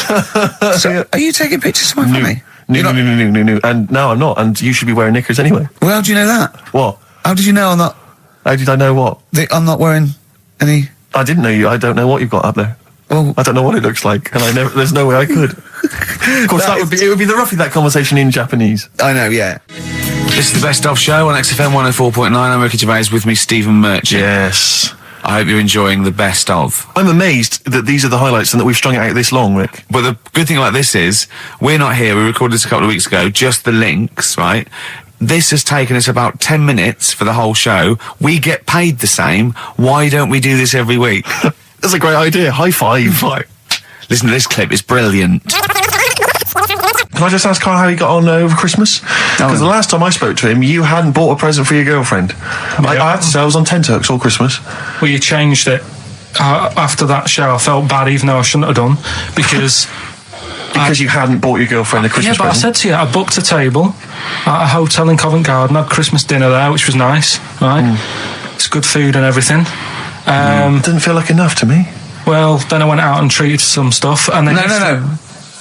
A couple of days before Christmas, he went, I took Suzanne to that hotel we're going to go to for Christmas dinner. We had tea and cakes. And I went, oh, you treated her? He went, no, she paid for it, but I was just showing her what it was going to be like. That was her extra treat. She paid for it. I love that. Brilliant. Yeah. Well, it was a dear. It was like 150 quid for a meal for two, which is pretty dear. So I'm not going to buy her cakes as well. All right, love, have anything you want. You pay for your own pudding. I'm not mental. Yeah. You treated her to some other stuff. Some bits and bobs. What, so she chose them and you paid for them? What, the presents? Yeah. No, you chose them and she paid for them, but you know, it's the thought that counts. I got them on the way home that Saturday. Well done. And what did you buy? Well, just some bits. It might be personal, Steve. Well, I don't care. Just some bits. Yeah, bits and pieces. leave out the personal bits. What bits? Just little things. And then yesterday, right? A monkey wrench and a new washer for the shower. Yeah. Some recordable CDs that you need for your job. Oh, So, dear. now, when you gave those presents to her, did her face light up? Right. I don't want to tell you what they were, right? But she wasn't that impressed. You're going to tell us what they were now, Tell us what they are. You even know what they are. She told you on Christmas Day. Hold on, wait a minute. But it doesn't matter what they are. It does matter what they are. It doesn't. It doesn't. does, Carl. It's you, mate. Of course it doesn't matter. Oh, God! Have you just remembered? Yeah! Right, but don't. There's no need. I've got to tell him, Carl. I really want your permission because I don't want to be I know it's not, but we know it's not that embarrassing. It's really quite sweet. Yeah, but in a way, right? The way I look at it is, right? Christmas, even when I was a little kid, right? Is not. Please let me tell him, Carl. Well, let me just tell you first, though. Let me tell you why I didn't go all out on the old present front. All right. Justify yourself. Right? First of all, I've covered it up since then anyway, right, with that present, because I bought her some shoes yesterday, and she did say, I'll give you the money for them, but when I get home, I said, it's all right. I said, you can have them, right? So not only did I buy her some food on Christmas Day, I got her shoes. She's probably had a And they feel like a horse. Yeah. It's not like, yeah, there you go, there's your shoes, there's your food, right, bed down, see you later. Yeah, but what I'm saying is she's done... fed and clothed. Yeah, did you comb her hair? She's done well this year, right? So... The thing is, done well this year. It's like you're a single parent living on a council estate with a smack problem, and you still managed to buy them some Lego. When I was a kid, right, it wasn't about what you got. I remember one year when I was about 8. Right, it's going to make me cry, isn't it? This? No, it's not. I'm just saying the way it is. Right, I woke up at about 4 a.m. I was like, oh, what I forgot? And I couldn't sleep. I was that on edge. It's the excitement of Christmas, isn't it? It's like, oh, what's wrapped up? I need to know. Sure. And it's the fact that people are saying, no, you won't know until tomorrow. Yes, sure. That annoys you and winds you up. Okay. So I got up at 4 a.m, opened my presents, and then went, right, I know now, went back to bed, had a great sleep. Yes. Right? So it's nothing to do with the excitement of what you get. It's the excitement of not knowing what you've got. And then what happened when you got up to go down with the presents? What you're saying to me is that you could wrap up a brick because the thrill of Christmas is in hoping and being excited about what it is, not the actual gift itself. Yeah. Is that what you did? Did you get a brick? No, let me tell you now what he got. He got her a present, right? And she said, she came. I said, yeah, he got me. It was an industrial-sized packet of condoms. It was a joke gift. No, it wasn't a joke gift. It wasn't even a joke. I went home that Saturday after here, past Boots, thought, might have something in here. They were on, like, some value. Right, you passed the makeup. Were they used? Right, but anyway. The makeup, you passed all the other... Past the makeup, stuff. past the lovely vanity cases. Yeah, the foot spas. Exactly. Yeah. Oh, hold on. How much are these, love, for 100? Yeah. $4.99. Yeah. Do I get them reduced if I buy in bulk? So how many did you buy? What was it? I don't know, probably about 100. Right, okay. And is she allowed to use those with anyone? Did you wrap them? Can she just go out and have a wild time? Well, you don't need to wrap. They're already wrapped, aren't they? Oh. And then what did she say when she opened them? No, wait. Carl, what did she say? Right, play a record and we'll come back to this. You're worse than my father. That's genius. Talking about this the other day. What was it now? Listen, the fella. No, listen. Do you want, all right, no, come on. All right, he's got it now. Go on. This fella goes to the doctors, right? Oh, right, okay. Right, if this isn't any way apocryphal, stupid, illogical, impossible, right, you are never, ever speaking again on radio. So make sure this is at least possible. I'll tell you what, I'll even give you improbable but possible. So if anything that breaks the laws of the universe or logic, okay, that's all you have to avoid. On you go. Right, so this fella, right, he goes to the doctors because he's got earache. Right. Okay, if a chimp's living in his brain... Go on. So he's got earache, he's sat in the waiting room and his ear's all bunged up and it's hurting a lot and what have you. So the doctor comes out and he goes, right? And because his ear's all bunged up, he doesn't hear it that well, right? So he thinks it must have been me, right? So he wanders in. Keep going. Anyway, I'm going to hate this. I can just feel it in my bones. Steve, I'm going to let you take over. Okay, Let's hear it. So the doctor says, sit yourself down there, right? So he sits himself down. He goes, right, take your pants off, right? So he's thinking that's a bit odd. Anyway, he heard that though. He apparently he took his tackle off. The doctor did some operation. What, there in the waiting room? No, in his office. In his office, yeah. What? Wait. So he removed what? His genitals? Yeah. In his office. Why, Carl? Why, Carl? Because he hadn't called him in. Oh, he'd called in the bloke who wanted his testicles taken off, and he didn't do it. What? So the doctor went out and said, Mr. Jones, who's here to whip off your cock and balls just here and now, right? Bloke comes in, didn't it? It must have been me. So the bloke who wanted his balls taken off didn't say, I think he said me. So he didn't interrupt then. So the bloke goes in, he starts taking his testicles off, and he doesn't say, I'm here for me ears. What are you doing with that? Right, there was this. This is what it's like about getting presents and stuff, right? With my mum and dad. Go on. My mate Colin, right? Colin Bacon? No, Colin Bailey. Oh, right? yeah. He had a little Sinclair Spectrum, right? Yeah. Computer, which was like the thing to have at that time, right? Yeah. You used to always go round to his house. The deal was Not the one you had to play through the window because you weren't allowed. No, that's another lad. Oh, right? yeah. This is a different lad, and the deal was he came to our house, and my mum gave him a pie. And then I'd go round to his, and I'd stay there for a few hours playing, Hungry Horace and stuff like that on it. Sure. Right? Now, my mum and dad knew that I really wanted one of these computers, right? So I waited about a year. Came round to Christmas Day. I thought, I reckon might have one. Turned out they bought me the wrong one. They bought me a ZX81 instead of a Spectrum, right? And Christmas Day, I'm there trying to load the games up. It's not working. I'm thinking, what's wrong? Right? And the thing with me when I was a kid, I used to get quite sort of agitated. This is the moment. Right? I found out that it needed a RAM pack to make it work. Right? Looking in the thing and it's saying, and make sure you put your RAM pack in the back. And I was like, oh, where's the RAM pack? And my dad's going, I don't know, I've got you the main bit. That's it. So I was that wound up. I just was sick, right? Just sick. I didn't feel sick or anything. I just was like, oh God.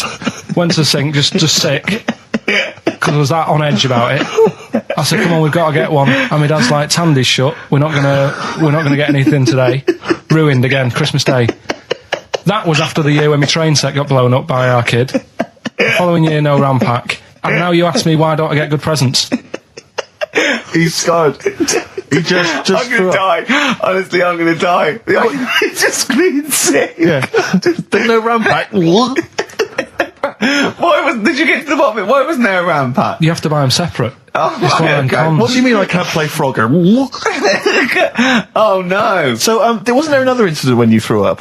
Spontaneously threw up? Through sheer anxiety?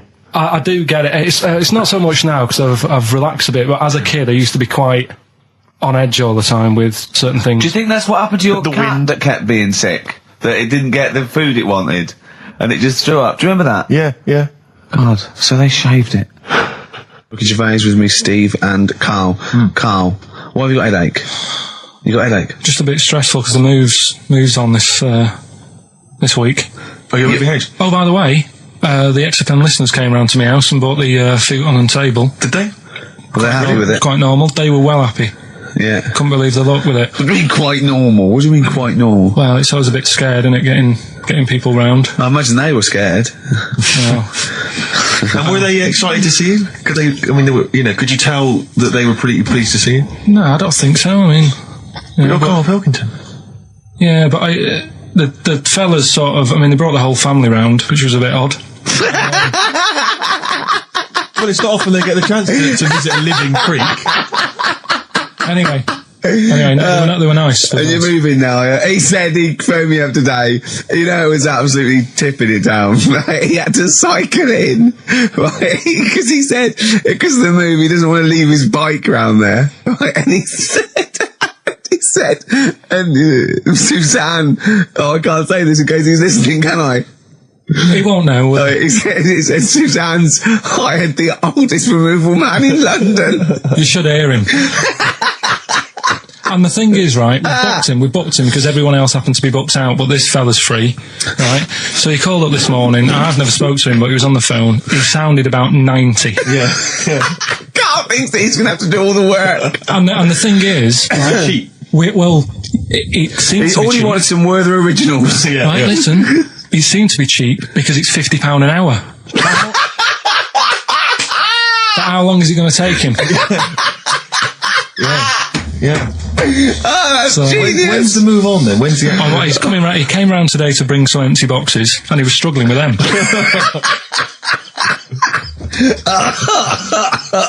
So it actually happens on Wednesday. Oh God. Anyway, so Richard, let me say you were laughing and almost had a heart attack. Doesn't bode well for the boxing match. I've got a cough at the moment, and I've had my Lemsip. This is the Best Of Show on XFM 104.9. I'm Ricky Gervais, with me Stephen Merchant. Yes. I hope you're enjoying the Best Of. Do you know what a fable is? I've got a rough idea. Okay, it's a thing that uses sort of metaphor, analogy, just to explain sort of morals. I mean, they're very old for a start, and it's all. I'll give you an example of one. A quick one. Oh, the one about the dog with two bones. He goes to a dog's got a bone. He sees a reflection in the lake, and he thinks, "Oh, that dog's got a nice bone. I'll have that." And as he goes to get that one in the reflection, he drops the one he's got, and that's one about I think I was told one when I was younger. Go on. I think it was one. This young lad, he's got a dog, right, and he's about 8 years old, and this dog, he's had it since he was about 4. And it's a bit tired now, and he chucks sticks for it, and it doesn't go for it.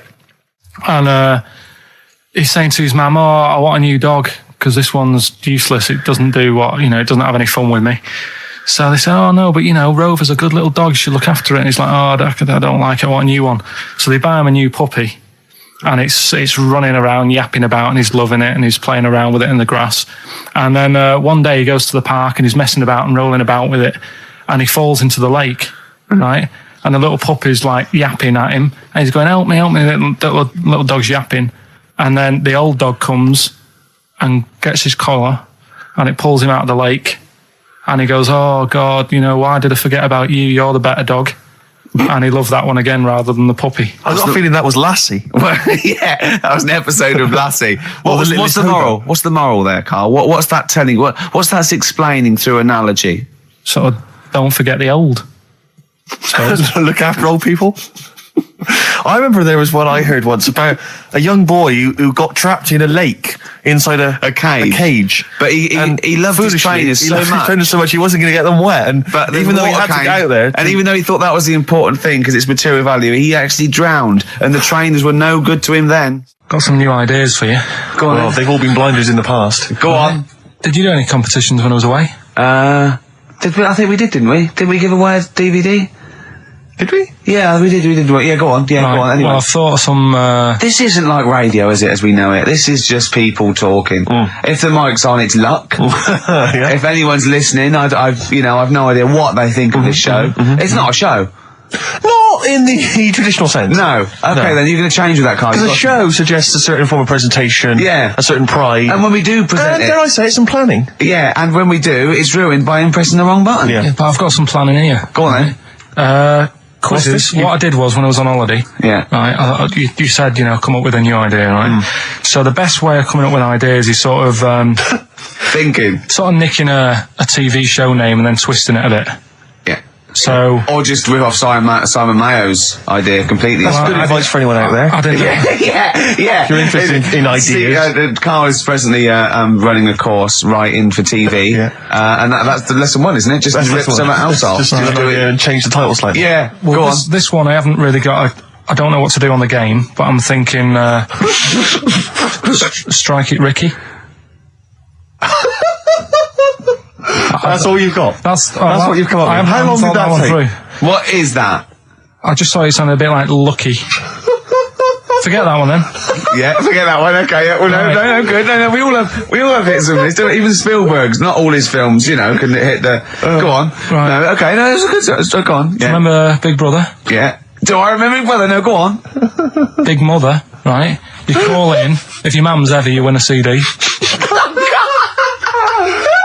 What do you mean? How can you prove that? Alright, forget that. Right, ER. Here's one. Right, ER. Good one. No. Yeah, no. The Price is Right, remember that? Yeah. Right. The Price is Ricky? No. The Rice is Right. And what I do, I read from an Indian menu and a Chinese menu. You tell me whether you have pilau or egg fried. He's a genius, isn't he? He really is a modern. That one. Let's go on then. Let's go into this one. Let's not cross this off right away. Go on then. What do you read from what? Well, I get a couple of menus from like an Indian and a Chinese takeaway. Yeah. And I'll go like, chicken korma. Well, could I just suggest that as it's an Indian, it'll be pilau, and anything you read out that is... Yeah, but you don't know which one I'm reading from. What, the chicken korma's Indian, isn't it? Yeah, so you go pilau. But then Well, you might as well say Indian or Chinese. No, because then the name wouldn't work. The Rice is Right. Okay, yeah, I forgot you're working from the title backwards, aren't you? Okay, yeah. I'm so confused. I don't know where I am or what day it is. A programme that they've been in on Channel 4, right? Can you cross that out? We're not doing The Rice is Right either. I don't understand The Rice is Right. No, go on. I'll tell you that later. We'll have a game in the office, right? A game that they've been in on Channel 4, but has got really big viewing figures. Well, obviously not. Right. Or they wouldn't be binning it. Go on. Do you know 15 to 1? Yeah. They're getting rid of that, right? Are they? I'm thinking 15 Taiwan. Get some items that are made in Taiwan, right? Get 15 items, and I say what they are, and then you go, oh, I bet it's the vase. Or something. That's the one that's made in Taiwan. Yeah. Just explain that again very quickly. No, don't go. Alright, forget that. Cross it out. 15 Taiwan. Tell you a job I don't like. What? I wouldn't want to be doing. The woman, there's a little woman who sits in the little snack stall on Finchley Road station. Yeah. And I don't know how to describe it really. She is surrounded by snacks. She can't move for snacks. It's Does it look like American Beauty, but with different... not dissimilar to that. Yeah. It's a little hut on the station. And it's like, if you go to the seaside, you can put your head through one of those cardboard cutouts and it looks like you're a big fat person or whatever, and you can have your photo taken. It's like an equivalent of that, but it's just snacks everywhere. She's got bananas up to her chin. She's got chocolate coming down to her eyes, crisps either side of her. She can't move. She can't do 360 degrees. She's like packed in there. I don't know how she gets in there. I think they put her in there first, and pour in the bananas. Yeah. Then they go pour in the nuts. She has 2 hours of makeup before they exactly, yeah. dressing her in there. Because I'll ask for something from the fridge, and she cannot turn her head to see. She has to go by feel alone, just to feel the fridge and get stuff out and pass it. And often I'll say, that's not what I wanted, but she can't. You've got to let her off. It's extraordinary. Dear. But there's no music playing. Does she have to sell her way out of it? Exactly. If it's a slow day, she's stuck there till the next day. Yeah, it's like a world-breaking attempt. Yeah. Carl, what job wouldn't you want to do? Well, any job. You're a lazy... You're joking, aren't you? I've done loads of stuff. I'm quite happy now doing what I'm doing. Yeah? You look happy. Trying to think. You sound happy. Yeah, I mean, calm down. You on drugs? I'm all right. Are you on E? Before England have won and that. I'm happy for them. Yeah, go on. Happy for them. I'm happy in that. Yeah. What do you mean happy for them? We are England. Happy for us. Yeah. I mean, we didn't play. I did very little towards it. No. It was mainly Johnny Wilkinson. Yeah, I barely contributed. Switching on the TV was about as much as I did. Exactly. And shouting, "Come on!" Yeah. Talking about jobs and that, though, I was reading the other day about rubbish jobs that people have had and stuff. I haven't got time when I'm at work, man. I just get on with it. I'm not squiddly diddly. Fingers in pies, different jobs. Go on. Do you know Ivor the Terrible? Ivan. His Russian. Yeah, that was the Welsh fella. It was bloody awful, but not as bad as his Russian cousin, Ivan. Yeah. Go on. He had a fella doing some work for him. Right, this fella built his house. After it was done, right, the terrible fellow was like, fella Ivan. He was going, "Oh, it's brilliant. You've done a good job there. Yeah. I don't want you to build another one like that." Took his eyes out. Just stopped him making an house like that. Yeah. Blimey. That's bad, isn't it? Why didn't he take away his trowel? Then he could have seen, but he couldn't have built a house without a trowel. You can't build a house without a trowel. Yeah. I suppose he probably later thought that once he'd been nicknamed Ivan the Terrible. Yeah. He thought, why? Because you gouge people's eyes out. Yeah, but I didn't want to build another house. I know, but Take his trowel away. What would I have been then? Ivan the Crafty at most. Exactly, yeah. Ivan the Jealous, Ivan the spoilt brat. But Yeah. Ivan someone's terrible, eyes. isn't That is bloody terrible. I'm surprised you're not called Ivan the... Do you know what I mean? Yeah, you're going to get down in history like with Vlad the Impaler. Yeah. He's mainly remembered for impaling people. Yeah, he did a lot of other stuff. Did a load of great charity work he did. The Not impaling remembered. is the thing that's really Yeah. gone down in history. When were you reading about Ivan the Terrible? No, it's just or little Ivan stories. the Terrible is the thing you remembered from this informative article. No, it was just little bits like that. Talking about him, there was a thing about someone who worked for that fella who painted the ceiling.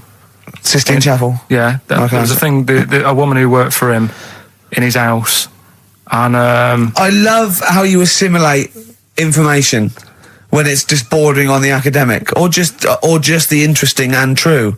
It's wonderful. Ivan the Terrible gouged someone's eyes out 'cause built him an house. That fella who painted that ceiling had a woman work for him. Imagine if you wrote that down in an essay.